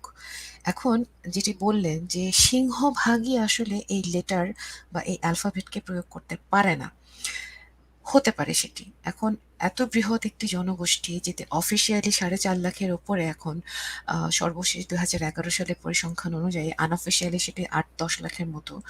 এখন এটি এই একটি বৃহৎ একটি জনগোষ্ঠী, তারা আসলে এই চাকমা আলফাবেটকে ইউজ করবে না বাংলা বর্ণমালায় তারা কমফোর্টেবল করবে, সেটি আসলে এই জনগণের চর্চার মাধ্যমেই নির্ধারিত হবে। এখন এই চর্চাকারীর সংখ্যা যদি বেড়ে যায়, দেখুন, যদি আপনি অন্ততপক্ষে জরিপ করে এতটুকু আমরা যদি বের করে আনতে পারি যে 60% জনগোষ্ঠী বাংলা ফন্ট বা বাংলা বর্ণ ব্যবহার করে চাকমা ভাষা চর্চা করতে আগ্রহী, তাহলে কিন্তু মান্যায়ন সেদিকেই যেতে হবে। তার মানে কিন্তু এই না যে আমার যে চাকমা লিপি আছে বা চাকমা যে অ্যালফাবেট সেট আছে সেটিকে আমি উপেক্ষা করছি। প্রথমে সেটি অলমোস্ট হয়ে গেছে, এটি আপনার লাগবে কারণ এটি এথনিক আইডেন্টিটি, একে ইগনোর করা যাবে না। দেন আমরা যাব এটি সংরক্ষণ করে, তখন আমরা যাব যে মাস পিপল বা সাধারণ জনগণ তারা কি দেখছে। আপনি যদি শুধু চাকমা লিপি বলে যান, আর আপনার সিংহভাগ অন্তত 60% যদি তারা বাংলা ফন্ট ব্যবহার করে, তাহলে আপনি কি করে মান্যায়ন করবেন? আর মান্যায়ন না হলে আপনার সাহিত্য, আপনার ভাষা তো দীর্ঘদিন টিকবে না। এটি ধীরে ধীরে, যে একজন দর্শক বলছেন যেভাবে মিশ্রিত হয়ে যাচ্ছে, এভাবেই মিশ্রিত হয়ে একসময় হারিয়ে ফেলবে এর আইডেন্টিটি। তো ফলে এই মান্যায়নটা এখন জরুরি, এই অনুসন্ধানটা এখন জরুরি। আসলে এখন মাস পিপল কি করছে? মাস পিপল যদি এখন বাংলা ফন্ট ব্যবহার করে, তাহলে নীতি নির্ধারণের জায়গায় যারা আছেন তারা এটাকে বিবেচনায় আনতে পারেন কিনা যে এটা একটা অল্টারনেটিভ। এটি একটি বিকল্প, এটি হতে পারে কিনা, কিন্তু তার মানে কিন্তু এই না যে চাকমা লিপিগুলোকে আমরা উপেক্ষা করছি বা আমরা অসম্মান করছি। তাকে একটি নির্ধারিত স্ট্যান্ডার্ডাইজেশনের জায়গায় নিয়ে এসে তাকে সংরক্ষণ করতেই হবে, এটি এথনিক আইডেন্টিটি। কিন্তু আপনি চর্চা করছেন বাংলা ফন্ট, সেটাকে আপনি কি করে পরিবর্তন করে নিয়ে আসবেন? আপনি এখন একজন 40 বছর বয়সী একজনের হাতে তো আপনি চাকমা ফন্টকে ধরিয়ে দিলে সে তো পারবে না। আমি আজকে এই বছর এই বয়সে এসে জাপানি শিখছি, মানে ভাষা শেখা আমার শখের জায়গা, আমার কষ্ট হচ্ছে, কষ্ট হয়, সবার কষ্ট হয় একটি নতুন ভাষা শিখতে, একটি পরিণত বয়সে এসে সবার হয়। যতই আপনার আগ্রহ থাকুক তবুও হবে। তো ফলে আপনাকে জানতে হবে, আমাদেরকে জানতে হবে যে এই জনগণ কি চায়, কোনটা তার ভালো লাগে। আপনার জরিপের প্রশ্নটাই হবে এরকম, তুমি কোন জায়গায় সাহিত্য, কোন ভাষা ব্যবহার করে সাহিত্য চর্চা করতে চাও, চাকমা বর্ণ না বাংলা বর্ণ? এইভাবে আমাদের জরিপটা অগ্রসর হতে হবে। তখন যদি বের হয়ে আসে যে 60%, মোর দেন 50% হচ্ছে বাংলা ফন্ট ব্যবহার করছে, বাংলা বর্ণ ব্যবহার করছে, তখন সেটা নীতি নির্ধারণে যারা আছেন তারা ভাবতে পারেন। গ্রহণ করতে বলছি না, কিন্তু ভাবতে পারেন, ভাবার জায়গা তৈরি হবে। আর যদি সেটা 50-50 হয়, 19-20 হয়, তখন সেক্ষেত্রে আপনাকে আরো কিছু সময় দিতে হবে, কিছু সময় দিয়ে দেখতে হবে, অ্যাটলিস্ট আপনাকে 5 থেকে 7 বছর বা 10 বছর আপনাকে সময় দিয়ে দেখতে হবে, বা কিছু নির্দিষ্ট সময় পর পর জরিপ চালাতে হবে যে আসলে কি চাচ্ছে। মোট কথা হচ্ছে যে আপনার কাজ থেমে রাখার কোনো উপায় নেই। এগুলো জানতেই হবে, না জানলে আপনার স্ট্যান্ডার্ডাইজেশনের জায়গায় আমরা অগ্রসর হতে পারবো না। আমার মনে হয় আমি মোটামুটি বলতে পেরেছি, দীর্ঘ হ্যাঁ, সময় হয়ে গেছে। এখন শেষ করি। আমার আজকের এই আয়োজনের পেছনে যারা আছেন, বিশেষ করে হামম প্রমোদ, যিনি স্ব-উদ্যোগে এই ধরনের একটি উদ্যোগ বাস্তবায়ন করছেন অনেক ধৈর্য সহকারে, আপনাকে আন্তরিক ধন্যবাদ, কৃতজ্ঞতা জানাই। আয়োজন করেছেন তাই, এবং আরো কৃতজ্ঞতা জানাই আপনার এই একটি প্ল্যাটফর্মে আমাকে আমন্ত্রণ জানিয়েছেন, আমাকে কথা বলার জন্য অনুরোধ করেছেন, তার জন্যও আমি কৃতজ্ঞ যে আপনার মাধ্যমে, এই প্ল্যাটফর্মের মাধ্যমে আমি বহু মানুষের কাছে আমার বক্তব্য পৌঁছতে পারছি, তার জন্য অসংখ্য ধন্যবাদ। এবং সর্বশেষ, যারা না হলে আসলে আজকের এই পর্বটি বা আজকের এই অনুষ্ঠানটি বা এই ধরনের আয়োজন সম্পূর্ণ হয় না, হবে না, তাদেরকে আমি কৃতজ্ঞতা জানাই। তারা হলেন আজকের দর্শক শ্রোতা, এবং বিশেষ করে যারা আমার খুব ঘনিষ্ঠজন, তাদের নাম উল্লেখ করতে চাই। শ্রদ্ধেয় কৃষ্ণচন্দ্র চাকমা আছেন, খুবই ঘনিষ্ঠজন, ওনাকে অসংখ্য ধন্যবাদ। এই অনুষ্ঠানের মধ্যেই তিনি চাকমা ফন্ট ব্যবহার করে মন্তব্য দিয়েছেন, যদিও সেটি হয়তো ভিডিওতে শো করেনি, ভেঙে গেছে হয়তো, না না হয়তো, পাচ্ছে। হ্যাঁ হয়তো। ওনাকে অনেকের অসংখ্য কাছে। হ্যাঁ, ওনাকে অসংখ্য ধন্যবাদ এবং কৃতজ্ঞতা জানাই, ধৈর্য সহকারে এই অনুষ্ঠানটি দেখেছেন। সুপ্রজ্যোতি কাকু আছেন, তাকে অসংখ্য ধন্যবাদ জানাই, এবং আরো আছেন প্রিয় কবিতা চাকমা পিসি, ওনাকেও অসংখ্য ধন্যবাদ জানাই। আরো আরো আরো অনেক পরিচিত মুখ আছে, কিন্তু আমি এই গুরুত্বপূর্ণ খুব ঘনিষ্ঠ যারা, তাদের নাম উল্লেখ করলাম, কিন্তু যাদের নাম উল্লেখ করলাম না, তাদের তাদের প্রতি আমার আরো অনেক বেশি আন্তরিকতা থাকলো, অনেক বেশি কৃতজ্ঞতা থাকলো, এত ধৈর্য সহকারে আজকের আয়োজনকে সার্থক করে তোলার জন্য। এটুকুই। অনেক অনেক ধন্যবাদ। আসলে হ্যাঁ, আমরা বিশেষ করে আয়োজক বাংলাদেশ মণিপুরী সাহিত্য সংসদ, Chittagong hill track writers union, থাউপিরি, মণিপুরি মিরর, আমাদের এই 4টা অর্গানাইজেশনের মাধ্যমে এবারের এই মানে কি বলবো মাসব্যাপী যে ভার্চুয়াল অনুষ্ঠান, আমার একার না, আমি জাস্ট শুরু করেছি মাত্র। আমার অবদান হয়তো এইটুকুই যে আমি সবাইকে বলতে বা বোঝাতে পেরেছি যে আসলে এটা দরকার, এবং সবাই সৌৎসাহে এবং একদম সগৌরবে আমি এটা চালাতে পারছি ওনাদেরই সহযোগিতায়। আর বিশেষ করে আপনি যেটা বলেন যে দর্শক, হ্যাঁ, তো দর্শকরা না থাকলে তো আমাদের এটা সম্ভব হতো না। তো যাই হোক, তো আরেকটা হ্যাঁ বলেন বলেন। ছোট্ট কথা আমি যেটা ভুলে গেছি বলতে, সেটা হলো যে আমার বক্তব্যে বা আমার আলোচনায় আমি বহু গুণী ব্যক্তির নাম আমি বিশেষভাবে উল্লেখ করতে পারিনি সময় স্বল্পতার জন্য। আগে একবার আমি ক্ষমা চেয়েছি, এবং আমি বলছি তাদের আমি কৃতজ্ঞতার সাথে স্মরণ করছি, যে যারা এই অবদানগুলো করে গেছেন, এবং শুধু ভাষা নয়, এই ক্ষেত্রে যারা অবদান রেখেছেন, এই 150 বছরে, আমাদের 150 বছরের বছরের যে অর্জন তৈরি করার জন্য যারা রাজনৈতিকভাবে, সাহিত্যে, সংস্কৃতিতে সমস্ত ক্ষেত্রে অবদান রেখেছেন, তাদের আমি কৃতজ্ঞতা জানাই। নাম অবশ্যই। উল্লেখ করতে না পারার জন্য আমি ক্ষমা প্রার্থী। না, কৃতজ্ঞতা আমরা জানাই। আরো বৃহত্তর পরিসরে আমাদের সুপ্রজ্যোতি দাদা আমাকে না সবাইকে উদ্দেশ্যে বলছে যে আপনাকে নিয়ে আরো পরবর্তীতে আলোচনা আরেকটা পর্ব করার জন্য আমি চেষ্টা করব, হয়তো এই মাসের মধ্যে নাও হতে পারে, মাসব্যাপী, যে কারণ আমাদের মানে প্রায় শেষের দিকে আমরা চলে আসছি। যদি পারি তো অবশ্যই করবো। তিয়াশার কাছে আবার আমরা যাব, আমরা একটা প্যানেল করে, কারণ আমি এই মাসের পরেও আমি আমার এই কাজটা কন্টিনিউ করবো আর কি, বিশেষ করে ভাষা এবং সাহিত্য নিয়ে। তো ওইখানে হয়তো আসবো আপনাকে আবার। তো আবারও সবাইকে ধন্যবাদ, শ্রদ্ধা জানাচ্ছি, এবং পরবর্তী আমাদের অনুষ্ঠান আরো 3-4টা অনুষ্ঠান হবে, সমাপনী অনুষ্ঠান হবে 15 বা 17। আমরা 17 তারিখে শুরু করেছি আগস্টে। আগামীতে আমাদের 2-1টা সাহিত্য পর্ব, তারপর হলো এরকম আলোচনা 2-1টা আছে, খুব বেশি নেই। তো এটা আমরা শুরু করেছি মাত্র, আশা করি আগামীতে এটা কন্টিনিউয়াস চলবে। আর কোভিডের বা আমাদের এই অতিমারি বা মহামারী যখন শেষ হবে, তখন আমরা ইন পার্সন, আমি বলছি বাংলাদেশের বিভিন্ন জায়গায়, সিলেটে বা চট্টগ্রামে বা পার্বত্য চট্টগ্রামে, ঢাকায়, রাজশাহীতে, ময়মনসিংহে, আমরা প্রত্যেকটা জায়গায় জায়গায় গিয়ে আমরা মাঝে মধ্যে এই যে এরকম সাহিত্য সভা করি বা আলোচনা করি বা সেমিনার, ওইটার আয়োজন চলতেই থাকবে। তো আবারও সবাইকে ধন্যবাদ। আর তিয়াশা চাকমাকে আবারও আমাদের পক্ষ থেকে কি বলবো, শ্রদ্ধা এবং শুভেচ্ছা। আপনার কাজ আরো গতি পাক। আর যেহেতু আপনি কি বলে চাকমা ভাষার কাজ করছেন, অবশ্যই এর পাশাপাশি আপনি এদিকে কি বলবো জাপানিজ কিও শিখতেছেন, ভাষাও শিখতেছেন।